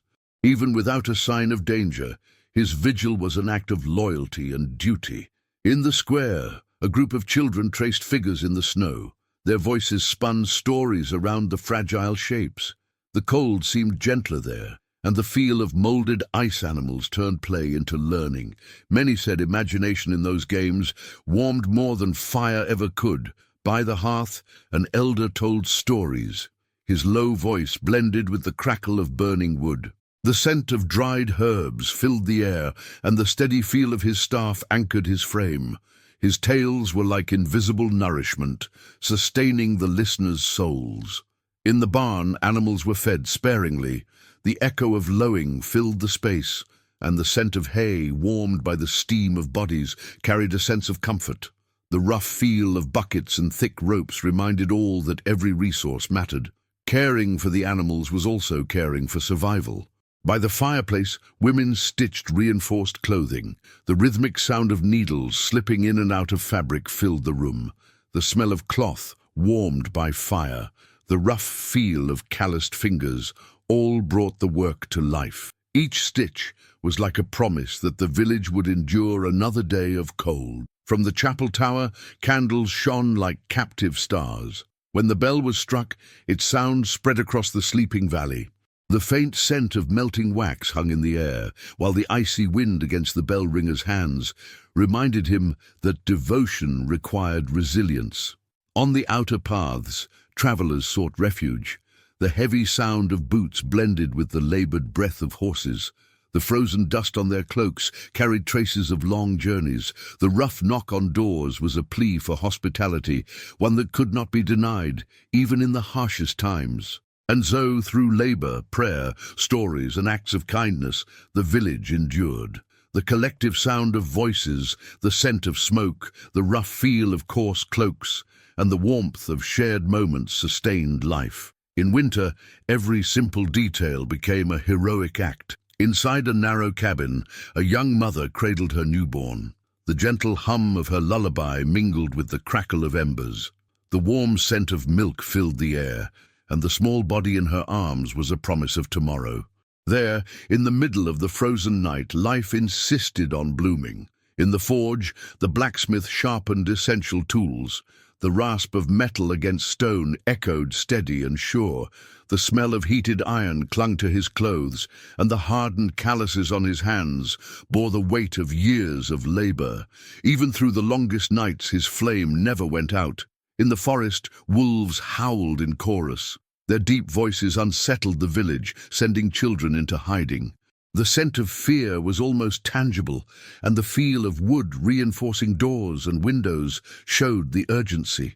Yet some claimed the wolves were guardians of the forest, reminding men of their limits. In the elder's house, youths learned ancient prayers. Their voices repeated words of old in rhythmic echoes. The faint smell of burning candles lingered, while the worn leather of aged books carried the memory of the people. Wisdom was passed on like a flame that could never be allowed to die. In the stable, horses struck the ground with their hooves. The rhythmic sound echoed like a war drum. The sharp scent of animal sweat and damp straw hung heavy, while the warmth of thick coats heated the caretaker's hands. They were living forces, preserved for the movements that spring would demand. In the village's small school, monks taught the children. The solemn sound of parchment being unrolled set the tone. The scent of fresh ink mingled with the chill of the room, and the fragile grip on quills reminded all that even learning was a battle against time. Each letter written was an act of faith in the future. Outside, young men trained with wooden swords. The dry thud of their blows rang across the yard. The mingled smell of sweat and cold left its mark, while the rough weight of makeshift weapons hardened their muscles. Discipline was being forged there for uncertain days yet to come. In the square, elder women told stories to the children, laughter mixed with wide-eyed fear, creating both tension and relief. The smoke of burning herbs drifted in light curls, while wrinkled hands stroked young hair with tender assurance. Stories were their way of keeping hope alive. At night, hunters returned weary. The heavy thud of their steps pressed into the snow. The smell of fresh blood revealed the day's catch, and the coarse touch of newly skinned hides meant stronger clothes and warmer blankets. Each return was a shared relief, a victory for all. In the darkness before dawn, only the chapel bells reminded them that time still moved. The slow toll of each strike carried over the houses. The incense from the last prayer still lingered in the air, while the rough touch of blankets on their beds reminded all that even in rest, the village kept watch against the winter. In the darkness of the forest, torches lit a small patrol. The sound of branches snapping under boots echoed faintly. The sharp scent of burning resin filled the air, and the firm grip of spears in their hands brought reassurance. Even without signs of enemies, winter demanded constant watch. Inside the cabins, women combed their children's hair. The soft scrape of wooden combs was little more than a whisper. The fragrant oil of herbs filled the room, while gentle hands warmed cold skin. A simple gesture, yet overflowing with care. In the small tavern, a few men shared mead. Laughter briefly drowned out the village's silence. The sweet aroma of the drink warmed tired throats, and the rough feel of mugs reminded them that even in hard times, joy could still be found. Atop the hill, a wooden cross stood against the wind. Ice striking it produced a strange lament. The scent of gathered snow was almost pure, and the frozen wood stung the hands of anyone who touched it. Still, it was a symbol of faith, raised to defy the cold. In the kitchens, cauldrons simmered slowly. The bubbling water brought comfort. The aroma of roots and herbs spread through the space, and the rising steam warmed nearby faces. Every spoonful was shared with gratitude, as though it were a feast. In the stable, the sound of horses chewing broke the night's silence. The air was thick with damp straw and manure. The warmth of the animals' coats heated the caretaker's hands. There was a quiet communion there, men and beasts enduring side by side. In the square, youths slid across the ice. The sound of falls sparked bursts of laughter. The wind carried the crisp scent of snow, and the hard ground beneath them was part of the fun. In their laughter, the village found hope. In the blacksmith's house, embers still glowed. The hiss of the bellows feeding the fire reminded them that the flame had to be tended always. The smell of soot clung to everything, while the warmth of heated tools brought comfort. There, the struggle against winter never stopped. Outside, the stars shone brightly. Silence stretched unbroken, except for the distant cry of a crow. The night's scent was sharp and clean, and the cold sting on the face made one shrink back.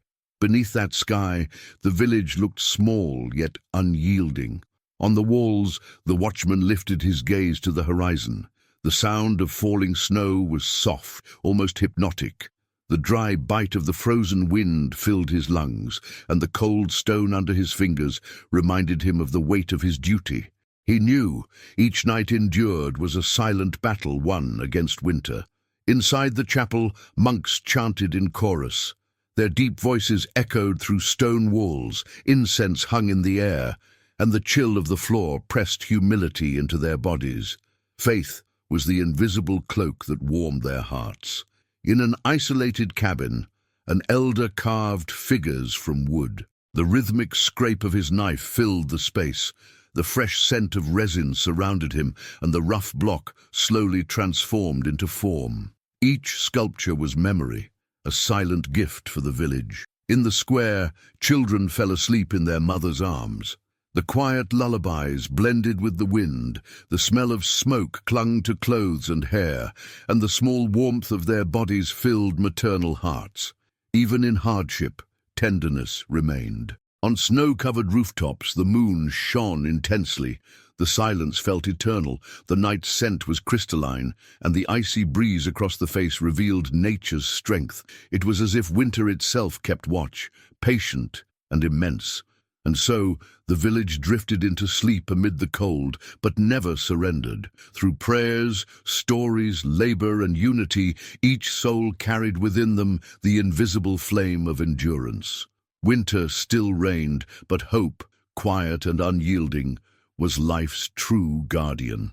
At dawn, the castle rose like a vast shadow over the frozen valley.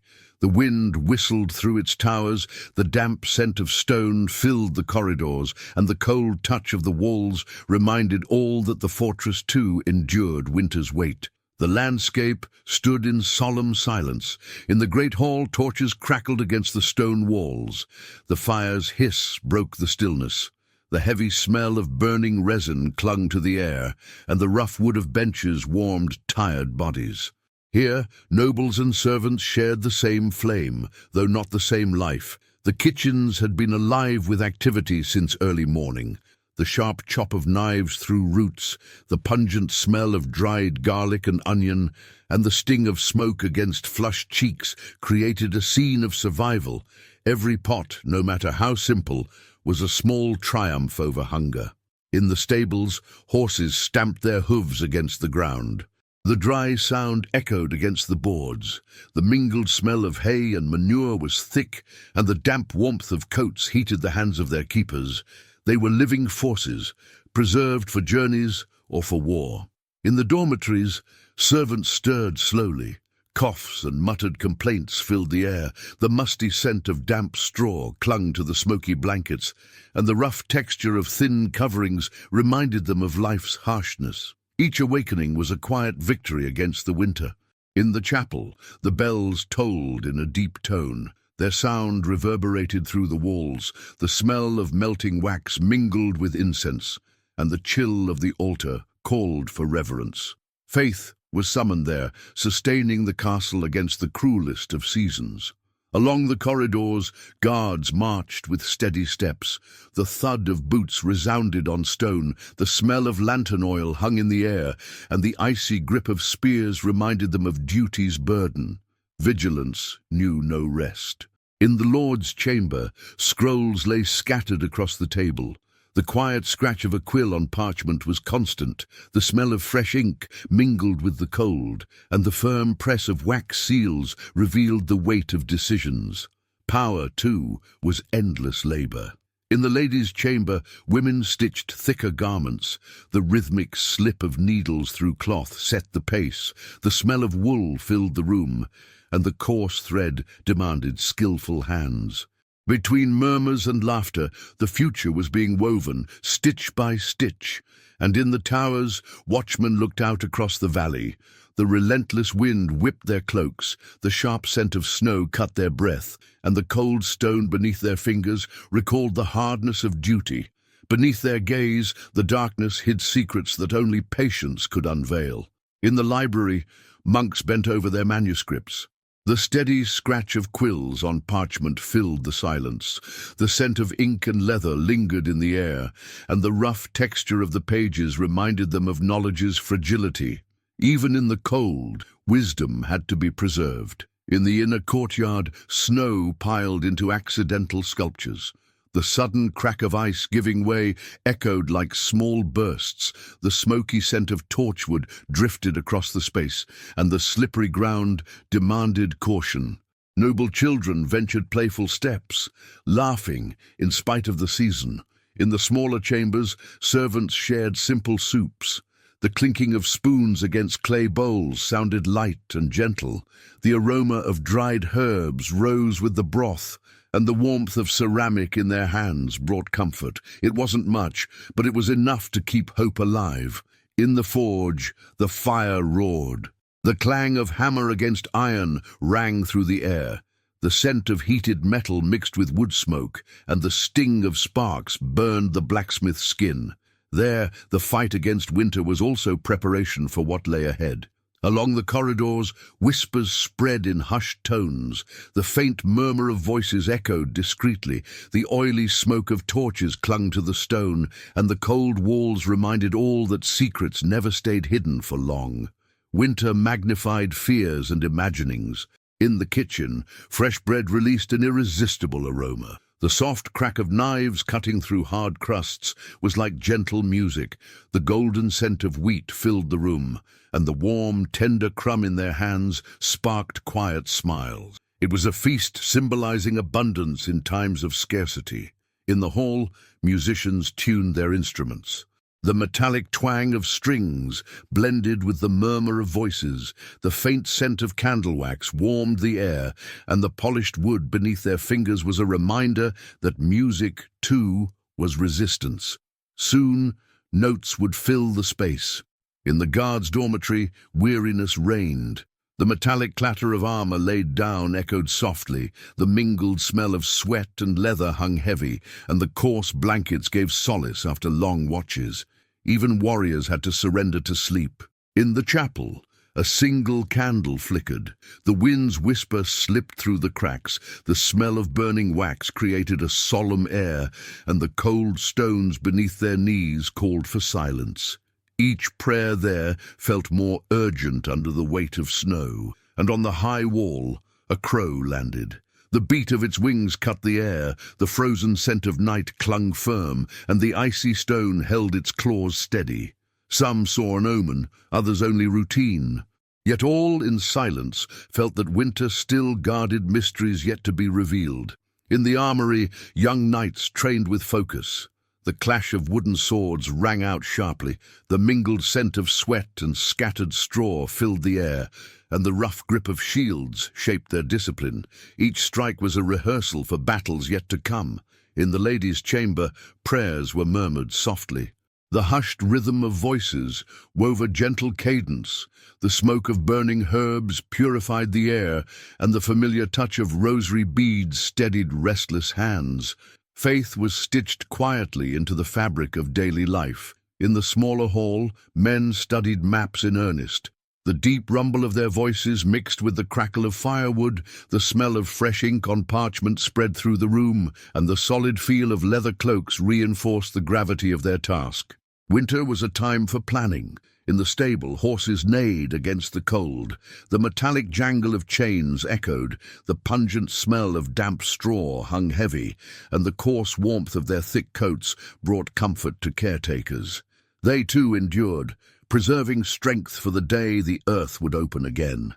In the side kitchen, children helped peel roots. The soft scrape of small knives was light, the earthy scent of vegetables filled the room, and the cool touch of damp skins amused their little hands. Between play and duty, they learned the value of work. In the cloister, monks walked in silence. The steady rhythm of their steps resounded on stone floors, the scent of damp moss mingled with the chill of the walls, and the cold columns guided their hands toward meditation. Each gesture was a lesson in discipline. In the throne room, heavy tapestries guarded against the wind. The muffled rustle of fabric reminded all of winter's presence. The faint smell of dust hidden in its threads lingered, and the rough embroidery carried stories of past glory. Memory itself was a kind of armor. In the apprentices' dormitory, youths recited their texts. The overlapping voices trembled with uncertainty, the smell of aged parchment filled the air, and the quill in shaky hands was both weight and challenge. Winter was also a school of patience. At the main gate, guards reinforced the defenses. The grinding lift of chains echoed far, the metallic tang of rusted iron rode the wind, and the sturdy press of reinforced wood brought reassurance. It was a barrier against dangers both seen and unseen, and atop the narrowest tower a hermit kept watch over the horizon. The wind's howl never ceased. The cutting bite of snow filled his lungs, and the searing cold stung his skin. Yet his eyes searched tirelessly, as though reading the future written across the endless white. In the small room beside the kitchen, the elderly warmed themselves with cups of mulled wine.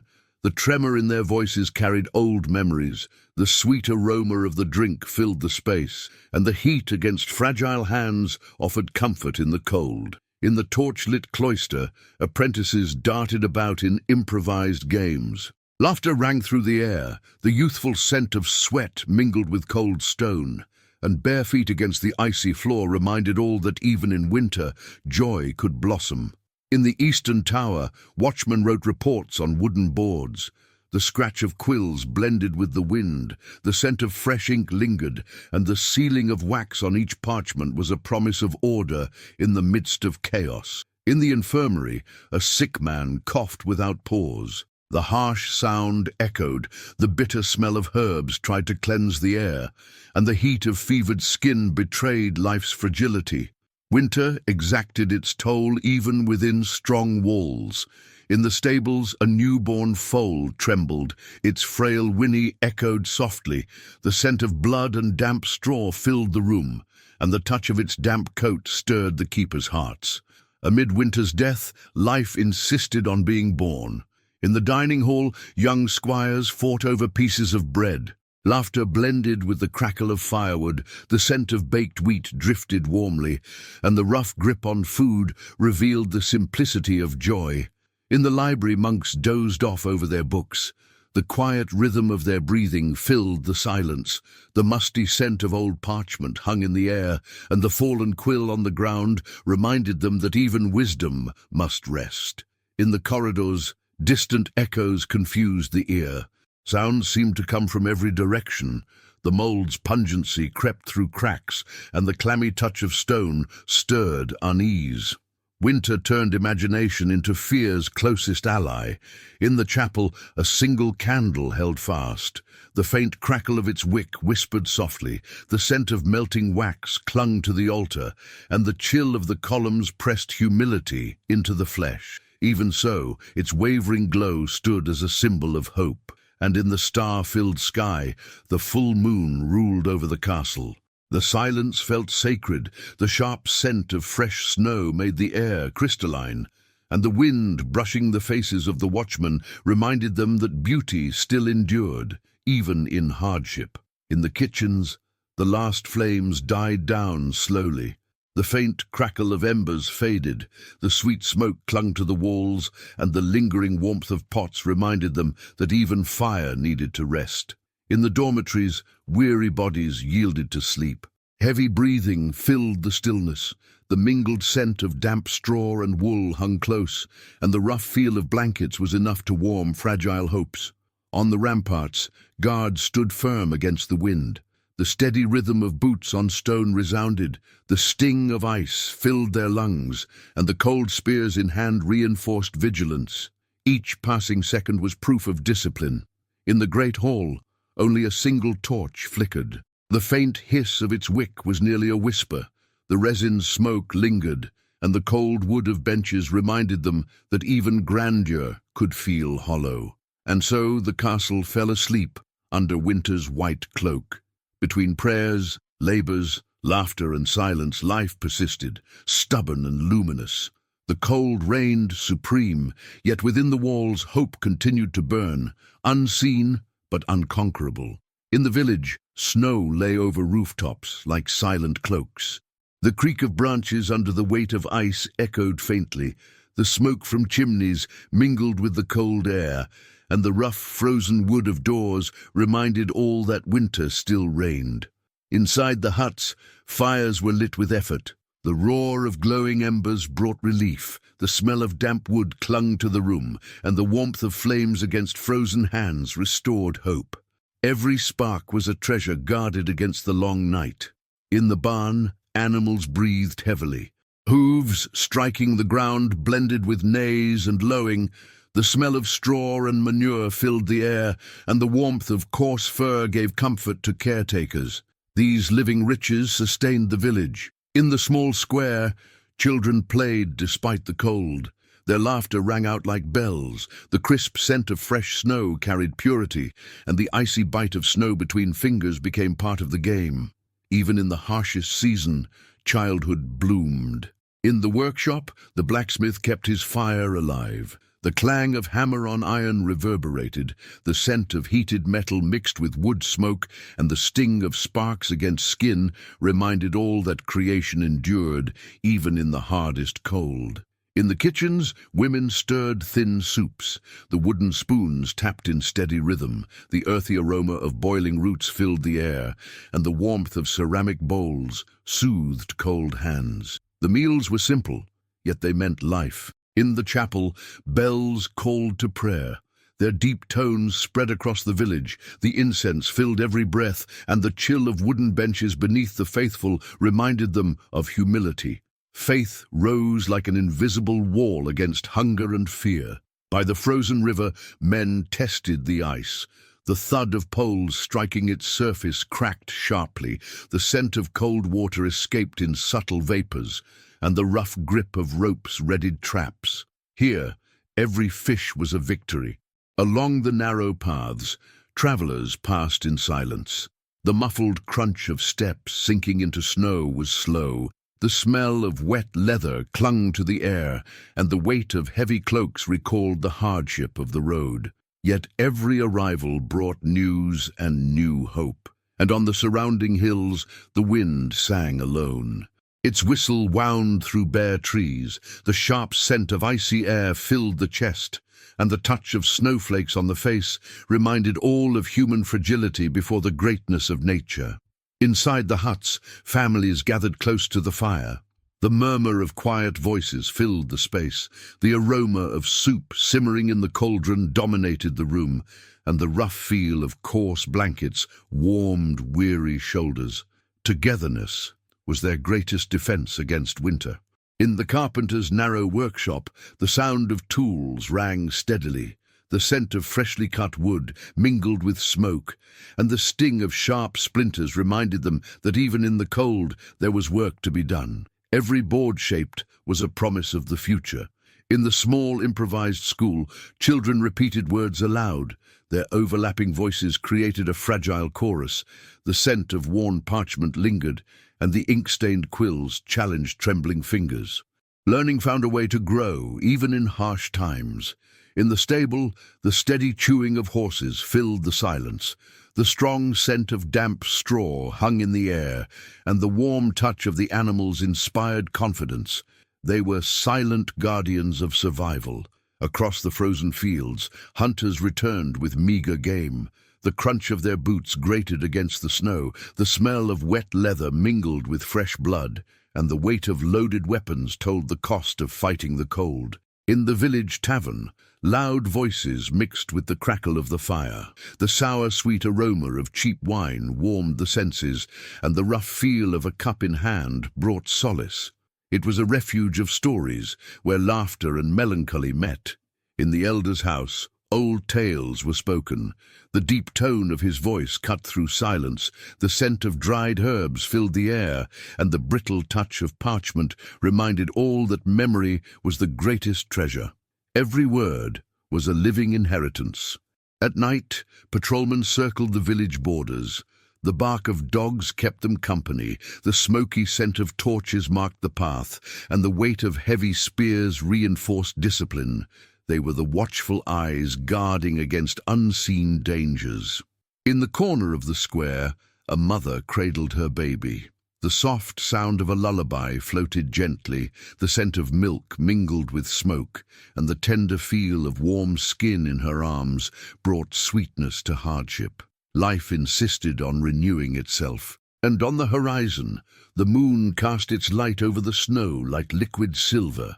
The profound silence ruled, the icy scent of the wind filled every breath, and the serene touch of night made it seem as though even time itself had fallen asleep.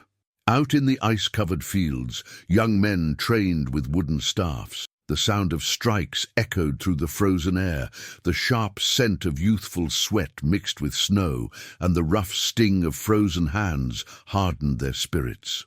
Winter, too, was a teacher. In the healer's cabin, herbs were ground in silence. The rhythmic thud of the pestle filled the room.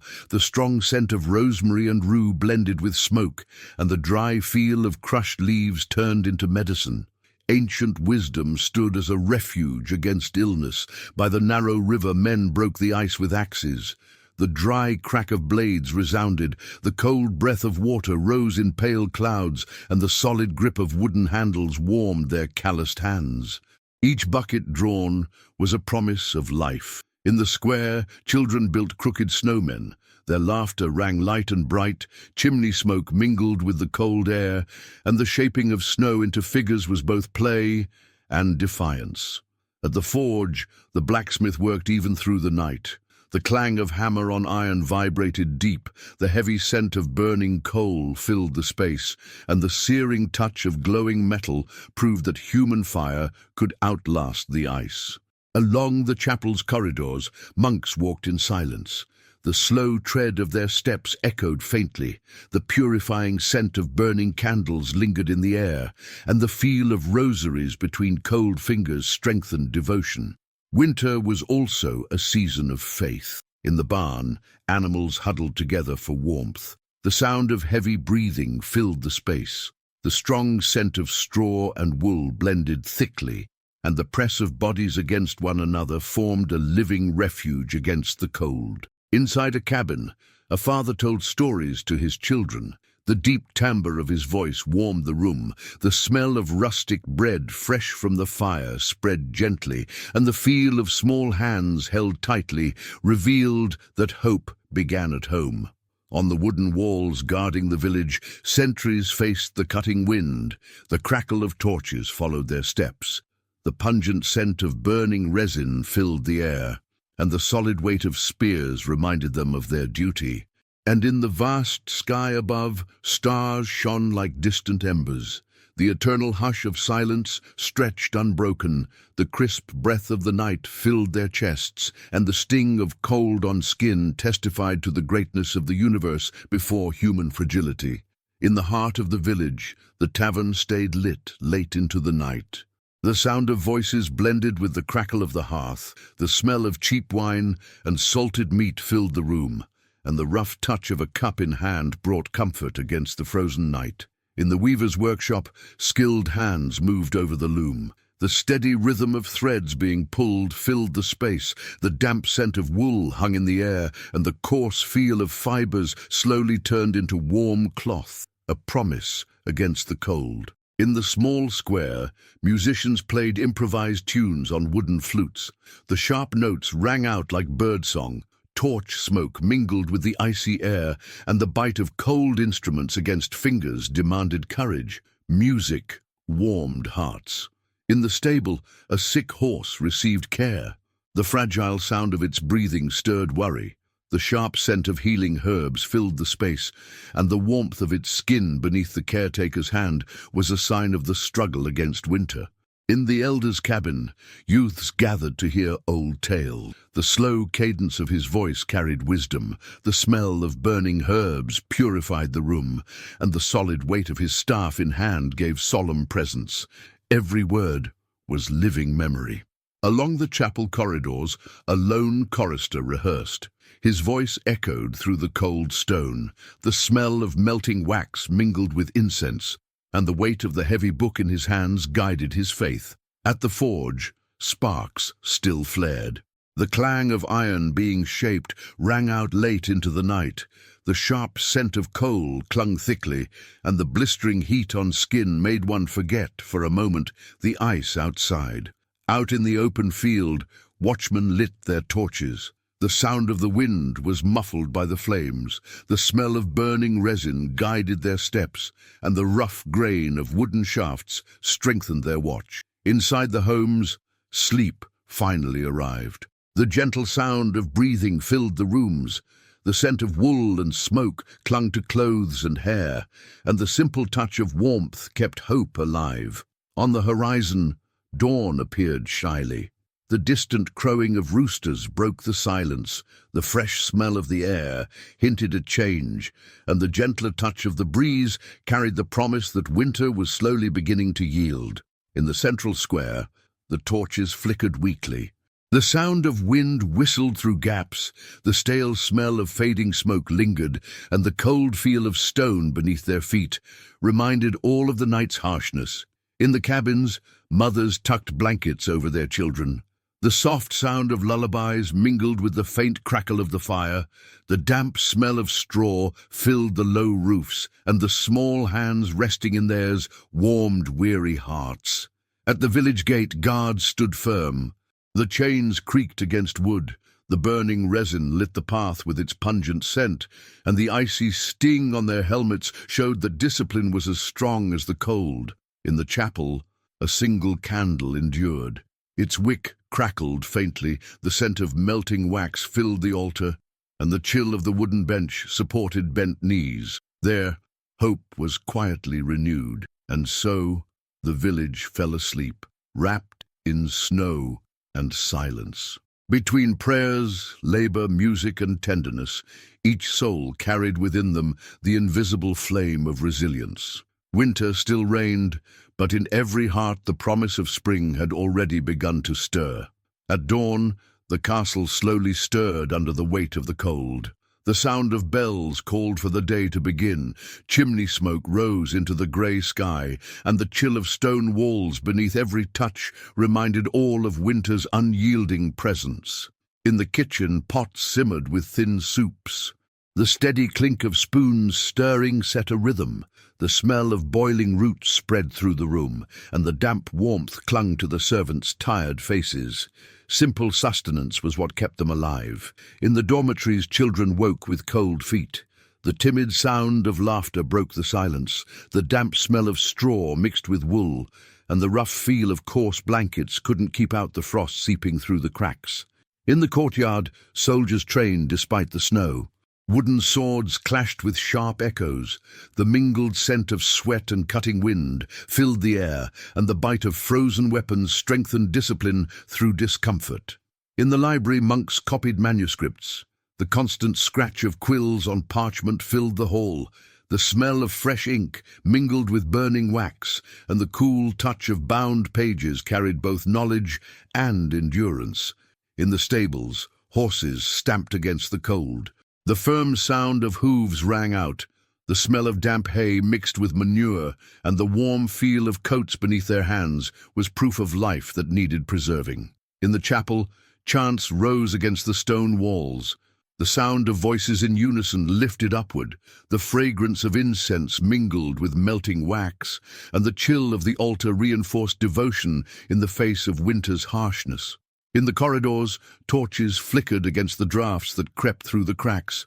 The fragile crackle of flames filled the silence, the acrid scent of resin clung to the air, and the damp touch of stone reminded all that even within the walls, the cold slipped through.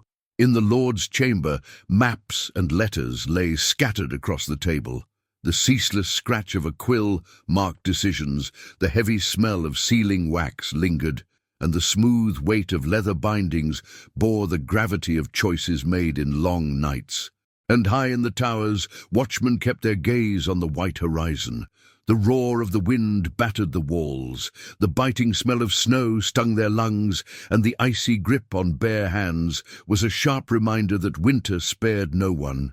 In the ladies' hall, needles moved through heavy cloth. The steady rhythm of stitches filled the room, the damp scent of wool clung to the air, and the rough feel of the threads reminded them of the patience needed to dress the castle against the cold.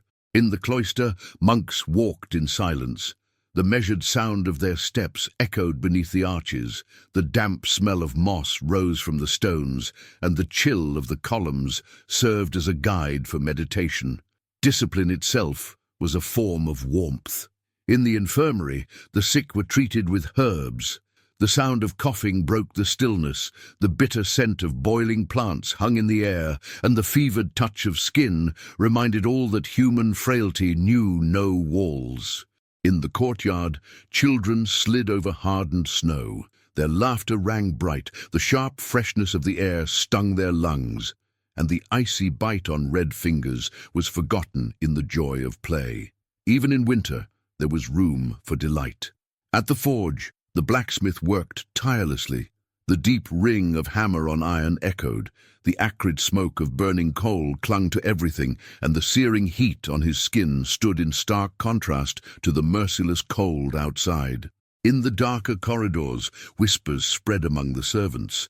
The hushed sound of voices drifted like wind. The damp, mouldy air thickened the gloom, and the rough brush of walls accompanied hurried steps. Winter also fed fear. In the stables, a newborn foal trembled beneath blankets. Its fragile whinny tugged at hearts. The scent of fresh straw mingled with new life, and the warmth of its body beneath the caretaker's hands proved that even ice could yield to hope. In the smaller hall, troubadours tuned their instruments. The sharp notes of strings reverberated, the scent of polished wood mingled with smoke, and the cold feel of metal flutes demanded resolve. Music rose as a shield against melancholy. On the walls, guards strengthened the night watch. The grind of chains groaned under their weight. The resin of torches filled the air with its sharp scent, and the icy grip of helmets pressed the burden of duty. Every night was a test of endurance. And on the horizon, the full moon cast the snow in silver. The sound of silence stretched eternal. The cutting chill of the wind sank deep into lungs, and the sharp sting of the breeze was a reminder that nature ruled over all, lords and servants alike. In the council hall, deep voices argued over provisions. The tense sound of words mingled with the crackle of burning wood. The scent of freshly unrolled parchments filled the air, and the cold touch of coins on the table reminded all that wealth meant little without food. In the squire's dormitory, young men polished armor. The scrape of metal rang steady. The heavy smell of oiled leather lingered, and the chill of iron in their hands reinforced the weight of discipline. War could wait, but training could not. In the small side chapel, a single candle fought against a draught. Its wick crackled softly, the smell of melted wax filled the space, and the cold feel of the bench held bent knees in prayer. Devotion was an invisible flame. In the underground chambers, silence pressed heavily. The drip of water along the walls echoed, the stench of mold and rusted iron hung thick, and the damp stone beneath the touch reminded all that not every place in the castle was a refuge. In the kitchen, bread was divided into small pieces. The knife's dry strike against wood echoed, the scent of baked crust stirred hunger, and the rough feel of its surface revealed how little there was to share. Sharing was survival. In the great hall, bards began songs of bravery. Voices blended with chords, the scent of cheap wine drifted from the tables, and the cold grip of instruments in trembling hands proved that even music struggled against the winter. In the cloister, apprentices carried torches. The wind tried to snuff them out. The smell of burning resin clung to their clothes, and the flickering flame beneath their touch guided each uncertain step. Every light was a seed of courage. In the stable, men tended to the harnesses, the sharp click of buckles echoed, the smell of treated leather filled the air, and the firm pull of ropes sealed the bond between man and beast. It was preparation for uncertain days. In the library, a monk had dozed over a codex. His faint breathing melted into the silence, the scent of aged parchment lingered all around, and the fallen quill at his side whispered that even knowledge needed rest. And from atop the wall, the white horizon stood still. The wind's roar reigned supreme, the cutting scent of snow cleansed the air, and the frozen stone beneath their hands reminded all that the wait for spring would be long. In the tavern, passing sailors told their stories. Their voices rolled like thunder. The briny smell clung to their damp clothes, and the rough feel of their calloused hands spoke of the sea's dangers. Winter drew travelers and villagers alike to the same fire. In the West Tower, a watchman scratched notes onto wax tablets. The faint sound of the stylus traced the silence, the smoke of torches lingered in the air, and the cold grip of the tool demanded steady hands. His records became the memory of a harsh season. In the courtyard, children shouted with delight as larger flakes began to fall. Their laughter mingled with the wind, the crisp scent of snow purified the air, and the icy sting on flushed skin turned pain into play. In the infirmary, a young woman tended to her mother.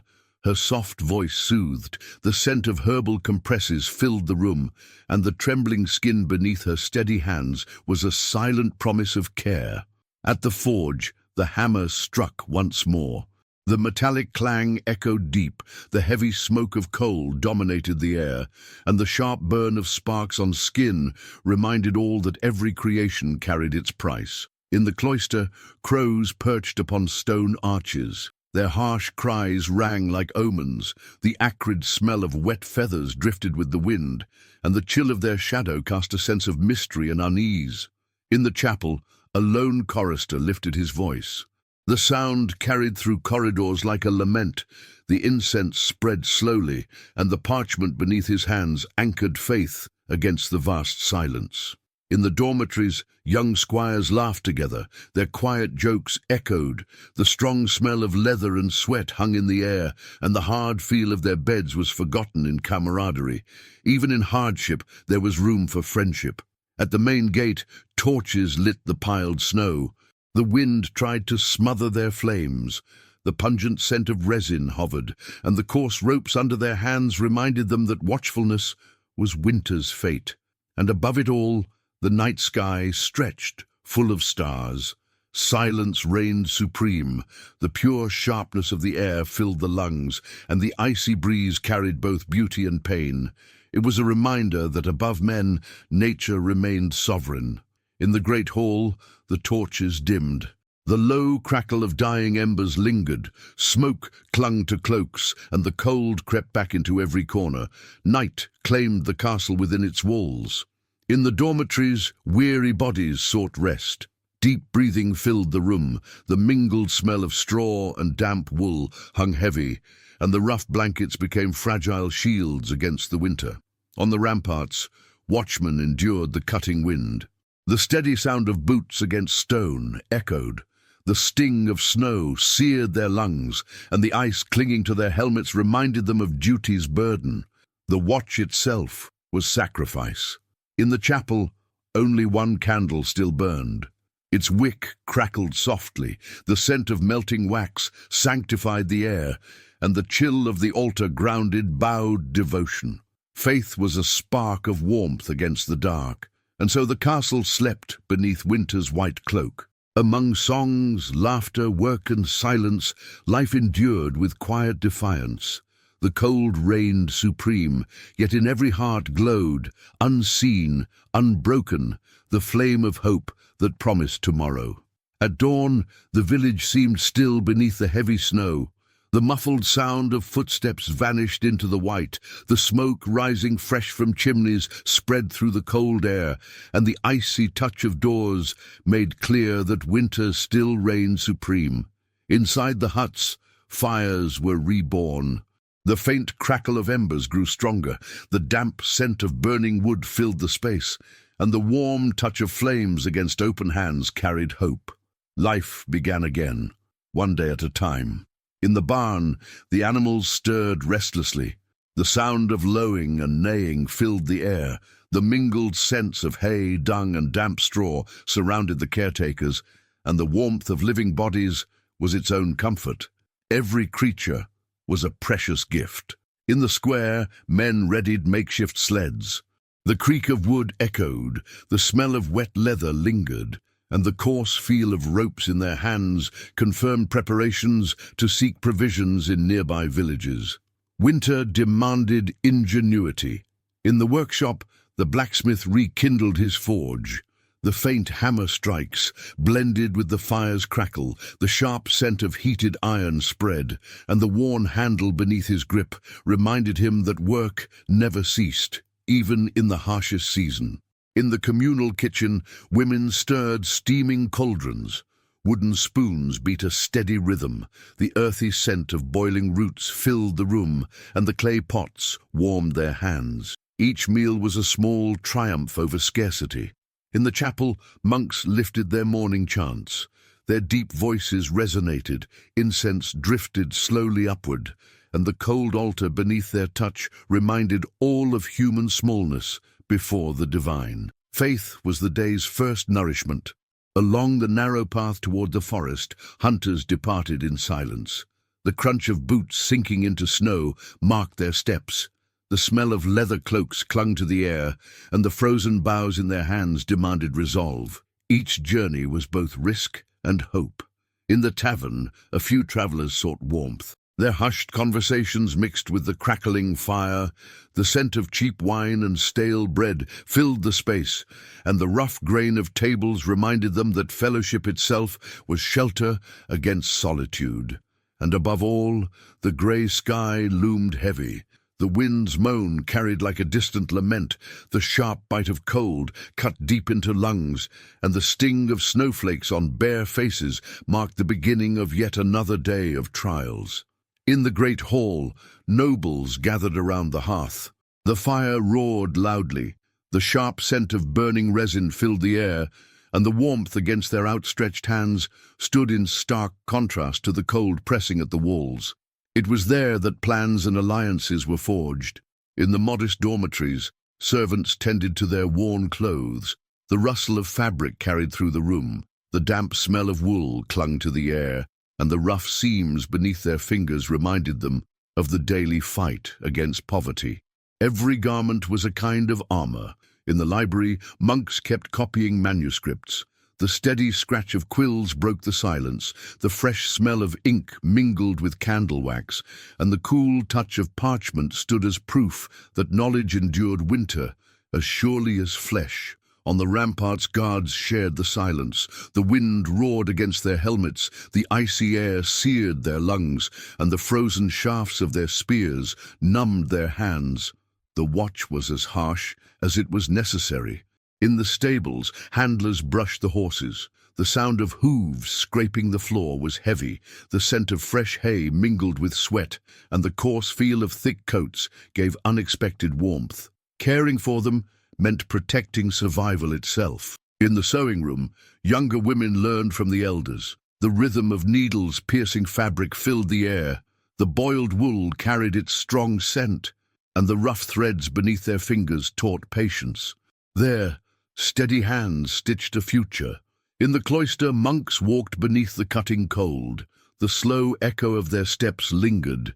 The damp scent of stone rose from the ground, and the weight of heavy robes against their bodies reminded them that discipline was the path to endurance. In the small kitchen, children helped peel vegetables. Their laughter mingled with the scrape of knives on wood. The earthy smell of roots filled the space, and the wet skins, slipping through their little hands, turned work into play. In the chapel, a lighter bell rang. Its metallic sound reverberated through stone walls. The incense drifted slowly, and the cold columns beneath their hands anchored devotion. It was the castle's spiritual breath, and beyond the walls, the forest held its silence. The crack of branches broke the stillness. The pine-scented wind swept through, and the weight of snow against boots was a reminder of the vast world beyond the fortress. In the armory, squires trained with blunted swords. The metallic clang of each strike rang out. The cold scent of iron filled the air, and the weight of the blades shaped their discipline. Every blow was a promise of future strength. In the infirmary, a young woman prepared herbal infusions. The sound of water boiling mingled with coughs. The bitter scent of the mixture hung heavy, and the damp leaves in her hands reminded her that healing was also patient work. In the dark corridors, muddled echoes ran along the stones. Footsteps blurred with the wind, the musty smell seeped through the cracks, and the damp touch of the walls made it feel as if the castle itself was quietly breathing. In the village square, merchants set up small stalls. Voices rose against the cold. The smell of fresh bread mingled with smoke, and cold coins passed between calloused hands. Trade endured, even in times of scarcity. In the main kitchen, cauldrons boiled without pause. The steady bubbling never ceased. The scent of salted meat and roots filled the air, and the warm steam against faces brought relief. That relative abundance held spirits steady. In the cloister, novices carried lit torches. The wind fought to snuff them out.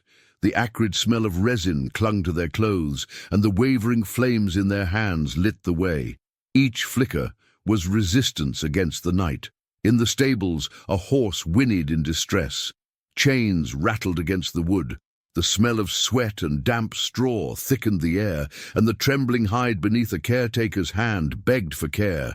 Even the noblest of creatures suffered in winter. In the smaller hall, bards tuned their instruments. Strings tightened with a sharp twang, the waxed wood gave off its faint scent, and the cold instruments demanded steady hands.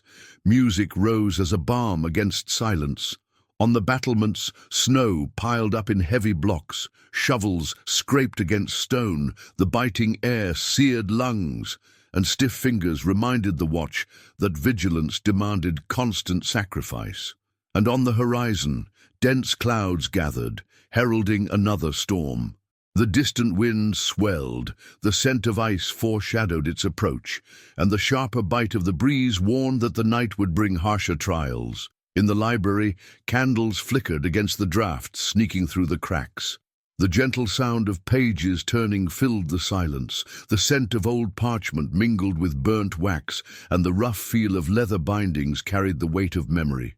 In the ladies' hall, stories were whispered as hands stitched. The steady rhythm of needles set the tone. The smell of boiled wool lingered, and the coarse fabric beneath their fingers turned the cold into protection.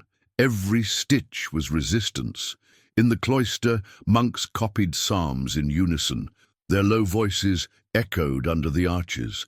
The scent of fresh ink blended with incense, and the quill trembling in their hands marked devotion to both faith and knowledge. In the courtyard, young men trained with bows. The snap of taut strings cracked through the frozen air, the scent of polished wood drifted on the wind, and the pull straining against stiff fingers became a lesson in discipline. In the infirmary, an old man received care. His heavy breath was almost a lament. The sharp aroma of boiling herbs filled the room, and the chill of his skin reminded everyone how fragile life was in winter's grip. In the stables, a dog kept sharp watch. His short barks echoed. The mingled smell of hay and leather thickened the air, and his bristled coat revealed his vigilance. He was a silent guardian against unseen threats. In the small kitchen, children quarreled over pieces of bread. Their laughter mingled with the crackling fire. The warm scent of baked wheat lifted the air, and the hard crust beneath their fingers was a modest memory of plenty. On the battlements, torches lit the unyielding snow. The wind roared between the stones. The acrid scent of burning resin clung tight, and the trembling flames against frozen hands became courage for the watch. In the great hall, musicians played soft melodies. The notes of flutes drifted gently. The smell of waxed wood mixed with wine, and the cold instruments grew warm in their hands through music's fervor. And on the horizon, the moon broke through heavy clouds. The distant wind turned to lament. The night's sharp scent carried deep, and the sting of frost against their faces reminded all that winter still reigned, relentless. In the central square, silence held under the piled snow. The distant crow of a rooster broke dawn's stillness. Faint smoke clung to the air, and the cold stone underfoot testified that the night still belonged to winter. Inside the cabins, families settled for rest. Gentle lullabies carried the children to sleep. The lingering smell of soup softened the space, and the rough wool blankets became comfort against the season's harshness. On the walls, sentries braved the constant wind. The steady sound of boots on stone rang firm. The resin of torches burned sharp in the air, and the weight of ice settling on their helmets reminded each man of his silent duty. In the chapel, a single lamp stayed lit. The soft hiss of its wick filled the space. The smell of oil mingled with incense, and the cold altar under bowed hands held their devotion. Faith was an unseen fortress against despair, and so the castle rested beneath the white cloak of night. Between low voices, prayers, and silences, each soul carried an invisible flame of hope. Winter pressed on, unyielding, yet life itself refused to bow, stubbornly holding on until the return of spring. At dawn, the village stirred beneath a heavy silence. The muffled sound of wind slipped through the narrow streets, the smoke from chimneys rose slowly, and the frost clinging to the gates revealed that the night had been harsh. Inside the cabins, families gathered the last bits of firewood. The crackle of twigs catching flame brought relief. The damp smell of burning wood clung to clothes and hair, and the returning warmth gave frozen hands their strength again. In the small square, men readied sleds to fetch supplies. The creak of wood echoed sharply, the scent of leather stiffened by cold lingered in the air, and the coarse ropes in their grip reminded them of the urgency of the task. In the barn, hungry animals stirred restlessly. Their loud lowing filled the space. The smell of hay mixed with manure hung heavy, and the warm breath against the caretakers' faces offered comfort. They too were fighting for survival. In the chapel, the morning bell tolled deep and slow. Its sound spread across the village like a summons. The scent of incense drifted through the cold air, and the chill of the wooden benches called for reflection. Faith opened the eyes of the day. In the carpenter's workshop, work began again. The steady rasp of saws cutting wood filled the room. The scent of pine shavings spread wide, and the sharp edges of splinters in the hands reminded all that even in winter, building was essential. In the tavern, travelers exchanged news. Low voices blended with the crackle of the hearth. The smell of cheap wine filled the air, and the rough touch of worn tables made companionship easier. Stories nourished as much as bread. In the courtyard, children chased after a dog. Laughter echoed into the cold air. The smell of fresh snow mingled with chimney smoke, and the warm fur beneath their hands was pure, simple joy. In the forge, the blacksmith's hammer rang out. The metallic rhythm reverberated through the air, the scent of hot iron mixed with burning coal, and the heavy grip of the hammer spoke of perseverance. Fire meant life against the winter. And on the walls, guards watched the white horizon. The constant roar of wind pressed in, the sharp bite of snow filled their lungs, and the frozen stone beneath their palms reminded them all that vigilance never slept. In the elders' hall, young ones listened to ancient tales. The steady rhythm of his voice filled the room. The sharp scent of dried herbs burning in the brazier hung thick, and the wooden staff in his hands carried the weight of memory's authority. In the stables, a newborn foal shivered beneath makeshift blankets. Its fragile whinny stirred hearts, the smell of fresh straw mingled with new life, and the warmth of its trembling skin revealed hope in the midst of the cold. In the infirmary, groans broke the silence. The heavy sound of coughs echoed through the room, the bitter smell of boiling herbs dominated the air, and the heat of fevered skin reminded all that illness prowled like an unseen shadow in winter. In the cloister, monks walked slowly. The measured sound of their steps resonated, the damp scent of stone lingered in the air, and the heavy weight of their robes across their shoulders carried discipline. Every gesture was a prayer in itself. In the central square, the improvised market came alive. Voices mingled with the clink of coins, the smell of hot bread and watered wine spread warmly, and the coarse sacks of flour offered comfort. Small trades sustained the community. In the communal kitchen, pots boiled without pause. The sound of bubbling never ceased. The smell of salted meat mixed with roots filled the space, and the hot steam on weary faces brought solace. That simple meal was a banquet in times of scarcity. In the western tower, a guard scratched notes into wax tablets. The faint rasp of the stylus marked the silence. The smoke of torches clung to the air, and the chill of the wood beneath his hands anchored the routine of vigilance. In the dormitories, squires sharpened their swords. The rhythm of steel against stone carried steady. The smell of oil spread through the room, and the cold weight of blades in hand forged discipline. Preparation itself was a form of resistance. In the library, a monk dozed over his parchments. His quiet breathing blended with the faint crackle of a candle. The dry scent of ink and leather filled the space, and the rough page beneath his cheek whispered how fragile flesh was compared to knowledge. And on the distant horizon, snow fell in endless veils. The muffled sound of flakes blanketed the world.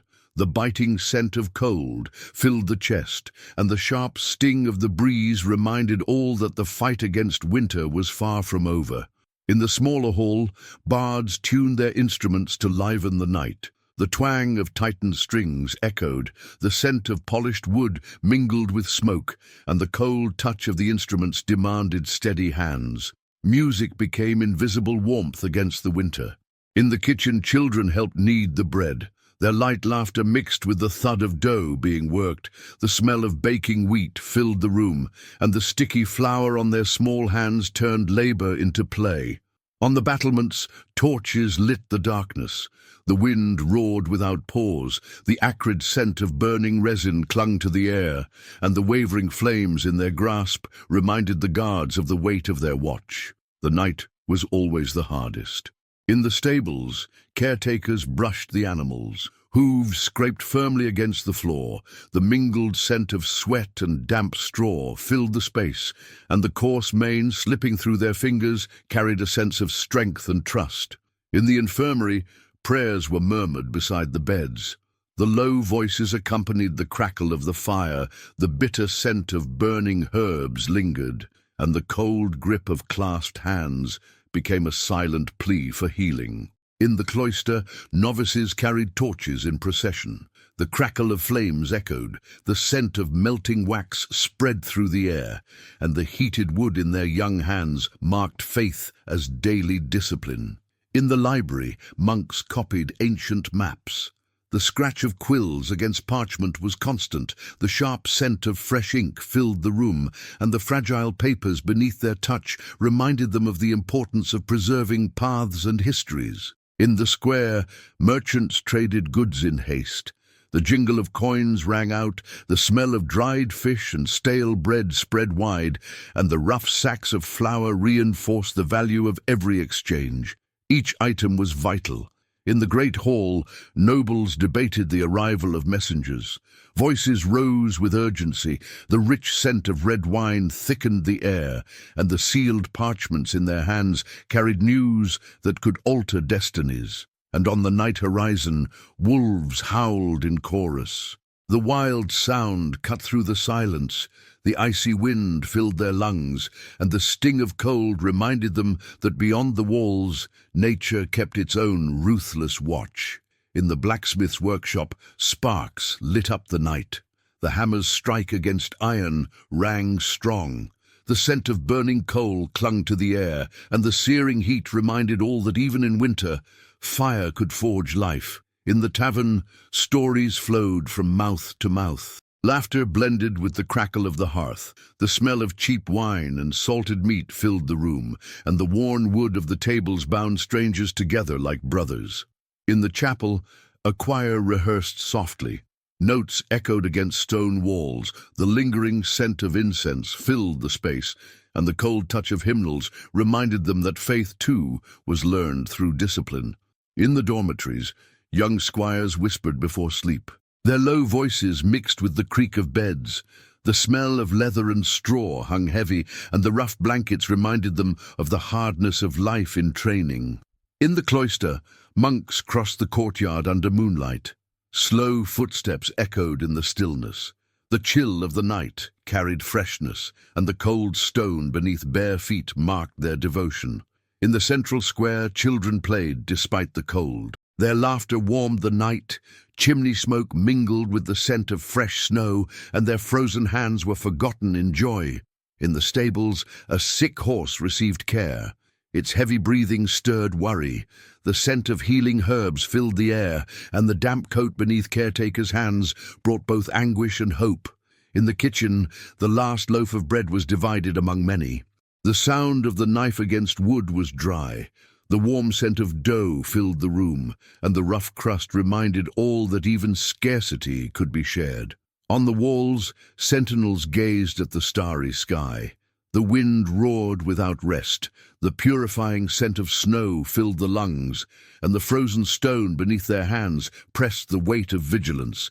Every star seemed a promise of a distant future, and above all, the moon lit the castle like a beacon.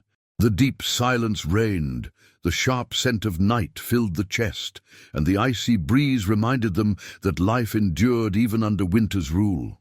In the silent library, only a single candle remained.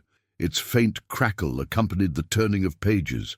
The smell of old parchment mingled with melted wax, and the rough touch of books reminded them that knowledge, too, was a flame against darkness. In the dormitories, weary bodies surrendered to sleep. The quiet rhythm of breathing filled the room. The damp scent of wool hung in the air, and the coarse blankets offered simple shelter against the cold.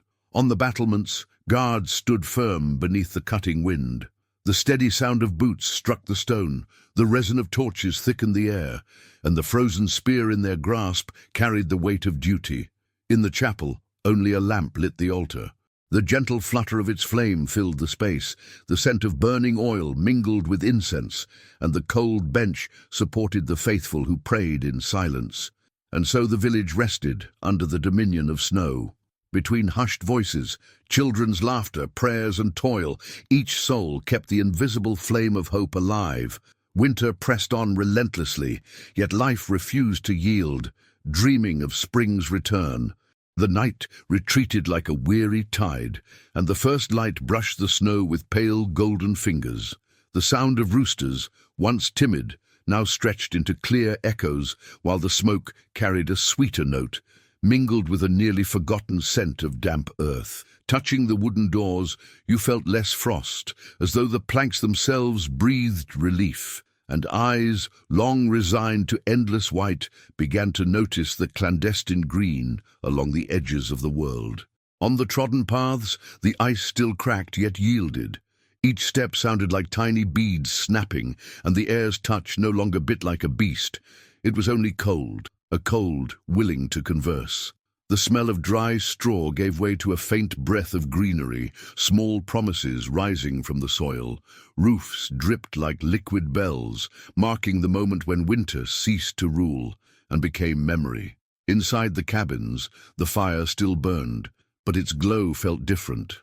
The pots no longer sang with urgency, but with the calm rhythm of routine. The broth smelled richer now, carrying something fresh uncovered from a forgotten cellar. Touching the blankets, their roughness no longer stung. They were reminders of battles survived. Eyes wandered across faces, and on each one rested a trace of peace, brief but unmistakable. In the castle, the tapestries stirred less against the draught. The sound of boots in the corridor grew lighter, as if each step had relearned hope. A scent of fresh wax, mingled with ancient stone, cleared the mind. The parapet was still cold to the touch, yes, but it no longer pronounced a sentence. It offered an invitation to gaze far, where the hills began to unwrap their shapes. The village breathed in unison, you could almost hear it. The rhythm of hammers carried the cadence of song, and the forge exhaled a metallic scent that, curiously, called to mind toasted bread. Hands that met iron and wood rediscovered familiar textures, this time without the haste of farewell. And the eyes, my friend, released a shine they had guarded for months. Children burst forth like birds from a single tree. Their laughter coursed through the street, and the ice, insulted, cracked into small crowns beneath their feet. The new air filled their lungs. The melting snow turned to playful water in their palms. The world once more fit into their bodies as they ran, inventing early springs.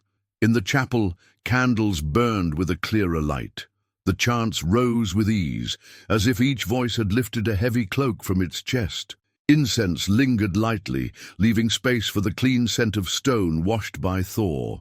The bench, still cool to the touch, no longer imposed penance, but invited quiet reflection. The animals, once subdued, demanded life. The lowing of cows, the neighs of horses, the crowing of roosters. Together they formed a chorus that replaced desperate prayers with thanksgiving. The pungent, warm scent of the stable spoke of discreet abundance. Coats beneath the hand returned warmth, and the gaze of the beasts reflected a world where urgent danger yielded to the honest hunger of morning. In the great hall, the noble tucked away his stock parchments with unhurried satisfaction. The faint crackle of melting wax seals was its own small celebration. The scent of resin and light wine mingled like two chords finally in harmony. Touching the map, his fingers no longer traced calculations or risks. They drew routes for fares, for visits, for promises, and his eyes came to rest where the valley reopened. In the peasant's home, the table found a new geometry. The sound of bread being cut turned generous again. The knife slid without hurry, and the rising aroma of its soft crumb spoke of fields at rest. The wooden bowl warmed beneath the hand like friendly skin, and when they looked at one another, they understood, without words, that together they had crossed the longest bridge. In the cloister, monks walked in pairs. The sound of their steps no longer echoed heavy, but steady, like a prayer at rest. The damp scent of stone began to give way to the timid fragrance of fresh moss. The touch of rosaries in their hands carried warmth, and their eyes found peace in the first flowers hidden in the cracks. In the square, merchants raised colorful tents. The flapping of cloth in the wind blended with the hum of returning voices. Forgotten spices perfumed the air, marking the rebirth of the senses. Coins, once icy, now warmed calloused palms. The shared gaze was one of renewal. In the tavern, laughter was no longer fueled by wine alone. The sound of improvised songs echoed between wooden walls, the smell of fresh bread mingled with roasted meat, and the touch of raised cups sealed a quiet joy. It was as if every face said, "We survived." In the dormitories, rest carried a different color. Breathing was calm, free of groans and coughing fits. The scent was of dry, clean straw instead of sickly dampness. The touch of blankets felt lighter, and closed eyes no longer hid fear, but dreams. In the forge, the hammer sang with a new rhythm. Its metallic ring was no longer a lament, but a song of labor. The heated iron smell blended more gently with the coal, and the warmth on the hands was strength, not punishment. The blacksmith's eyes glowed like embers, reflecting futures. In the fields, the ice began to crack open. The sound of water trickling in hidden streams played like a forgotten melody. The rich scent of wet earth rose strong, almost intoxicating. Fingers pressed into the softening soil, daring to believe. Farmer's eyes, moist, recognized that the waiting was nearing its end. In the chapel, the bell rang differently.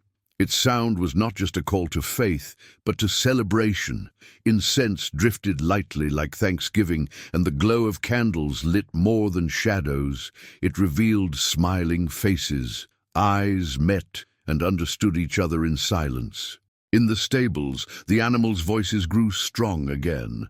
The smell of fresh hay replaced the stench of rot, and the soft coats under weary hands radiated warmth. Caretakers' eyes shone with relief. If the animals had endured, so would the community. In the Lord's Hall, bards were summoned. Flutes and lutes danced in the air. The scent of sweet wine filled the room, and the benches welcomed tired bodies. Eyes long used to cold and darkness opened now to the brightness of festivity. And on the horizon the sun rose with greater courage. Birds returned with their song. The fragrance of spring announced itself in promises, and the breeze brushed the skin like a gentle caress. Eyes looked out and knew without doubt. Winter was beginning to lose its crown. In the carpenter's workshop, the sound of saws echoed with steady rhythm. The scent of freshly cut wood filled the air, and the smooth boards beneath the hands promised new homes, new bridges, new stories. The master's eyes shone. Creating was proof of victory over winter. In the market, voices rose with cheer. The sound of bargaining filled the square. The scent of dried fruit and salted fish drifted on the breeze, and the clasp of hands sealed bonds of trust. Eyes met, and in every exchange there was gratitude. In the tavern, a minstrel's song carried the room. The sound of the lute mingled with voices joining in. The strong scent of wine warmed the senses, and the worn wooden benches welcomed weary bodies. Eyes, damp with feeling, recognized the beauty of sharing.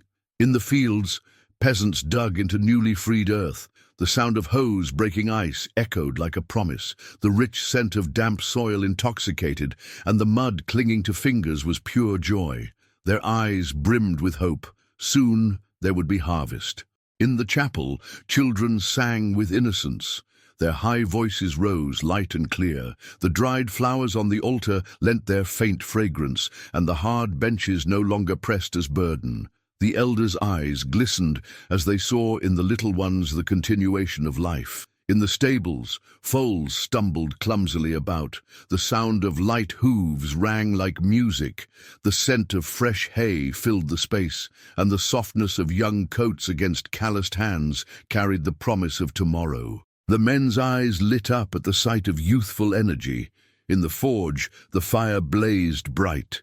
The hammer's rhythm created a metallic symphony. The scent of heated iron mingled with smoke, and sparks leaping against the skin reminded all that even flames could rejoice. The blacksmith's eyes burned with pride. In the cloister, monks shared bread with the needy. Their footsteps echoed softly. The scent of newly baked loaves filled the courtyard, and warm bread in cold hands spread comfort. The eyes of those who received it welled with tears of gratitude. In the square, young people danced in circles. The sound of clapping kept the rhythm. The smoke of burning herbs perfumed the air, and the damp snow beneath their feet was forgotten in joy. Their eyes blazed like living torches in the dark, and upon the walls the guards looked out with renewed spirit. The sound of the wind no longer threatened. The scent of the air carried promises of blossoms, and the cold stone beneath their hands was only a memory. Their eyes filled with light. Spring was no longer just a dream. In the library, monks lit up ancient pages. The steady sound of quills gliding filled the silence. The scent of fresh ink mingled with wax, and the fragile touch of parchment reminded them of knowledge's delicacy. Their eyes gleamed, knowing that not even winter had silenced wisdom. In the kitchen, cauldrons brimmed with generosity. The bubbling rose in cheerful rhythm. The scent of fresh herbs filled the air, and the warm steam touched weary faces. Eyes met in quiet complicity. It was a banquet of resistance. In the great hall, nobles and servants shared the same space. The sound of voices blended with music, the scent of sweet wine drifted wide, and the touch of hands raising cups created a rare unity. Their eyes moved, understood. They had survived together. In the cloister, lit candles formed a procession. The deep sound of chants echoed, the incense wrapped the air, and rosaries guided firm steps. Eyes reflected the dancing light, a sign of faith renewed. In the fields, farmers celebrated the first sprouts. The sound of the soft wind carried the scene, the rich scent of fertile earth rose strong, and the fragile leaves against calloused fingers stirred emotion. Eyes watered, the cycle of life had returned. In the square, children ran freely. Their laughter rang out bright, the mix of dried flowers and smoke perfumed the air, and the melting snow beneath their feet was forgotten in joy. All eyes followed their steps with hope. In the stables, animals rested in calm. The steady rhythm of their breathing filled the air. The scent of clean straw was gentle, and the warmth of living bodies spread serenity. The caretaker's eyes shone, relieved that the herd's strength endured. In the infirmary, a patient rose after a long fever. The weak sound of his voice stirred hearts. The scent of healing herbs lingered, and the warmth of his skin was victory itself. The caregiver's eyes brimmed with quiet tears. On the walls, sentinels sighed in relief. The wind's sound had softened, the air carried hints of thaw, and the cold stone beneath their hands felt less hostile. Their eyes looked far ahead, certain the cruel season was beginning to yield, and in the sky, birds returned in sweeping flight. The sound of their wings sliced the air, the scent of freedom seemed to ride the wind, and the caress of a gentle breeze brushed against faces. Eyes followed the flock, recognizing the message within. Spring had found its way back. In the tavern, toasts rang loud. Songs filled the space. The scent of spilled wine mingled with warm bread, and the clasp of raised hands united all in gratitude. Eyes gleamed as if they were torches. In the chapel, prayers turned into praise. The choir's voices rose in waves, incense filled every corner, and the warmth of candles in hand carried hope. Eyes looked toward the altar, as if witnessing rebirth. In the Lord's hall, bards told tales of survival. The sound of their stories stirred hearts, the sweet wine's aroma lingered, and the benches welcomed attentive bodies. Listeners' eyes brimmed with restrained tears, remembering all that had been endured. In the square, circle dances warmed the ground. The rhythm of clapping echoed like human thunder. The smoke of burning herbs swirled with the wind, and the damp earth beneath bare feet sealed communion. Eyes reflected the torchlight's glow. In the kitchen, mothers served steaming soups. The clatter of spoons brought joy. The scent of vegetables filled the air, and warm bowls comforted cold hands. Children's eyes sparkled with satisfaction. In the cloister, monks gave thanks in silence. The soft rhythm of breathing felt like prayer. The fragrance of fresh flowers lingered gently, and rosaries pressed firmly into hands. Closed eyes rested in peaceful faith. On the wall, the watch felt lighter. The wind's sound was now a song, the crisp air refreshing, and the stone no longer bit like before. Eyes looked out across a clear horizon. In the fields, seeds were cast into the soil. The sound of earth breaking was a melody of promise. The scent of fertile ground was intoxicating, and the grain slipping between fingers was an act of trust. Eyes turned skyward as if seeking blessing. Around the cabins, families embraced. Laughter and stories filled the night. The aroma of bread and smoke drifted through the air, and the closeness of bodies spread human warmth. Eyes met in silent agreement. Together they had won. And so, between walls and villages, spring finally announced itself. The sound of running water replaced the silence of ice. The fragrance of reborn life chased away the dark, and the touch of sunlight woke resting skin. Eyes, now serene, understood. Winter had been not only a burden, but a teacher. Time traveler, we've reached the end of the journey. From the first snowflake to the spring bird song, you've walked with us through every step, every sigh, every flame that fought against the wind. Perhaps you felt the chill in your hands, the weight of hunger in weary bodies, and also the invisible warmth of faith and hope. Do you remember when I first invited you to sit by the fire? That flame still burns, now brighter, fed by the stories we've shared together. The medieval winter taught us not only how to survive, but how to remain human in the depths of darkness.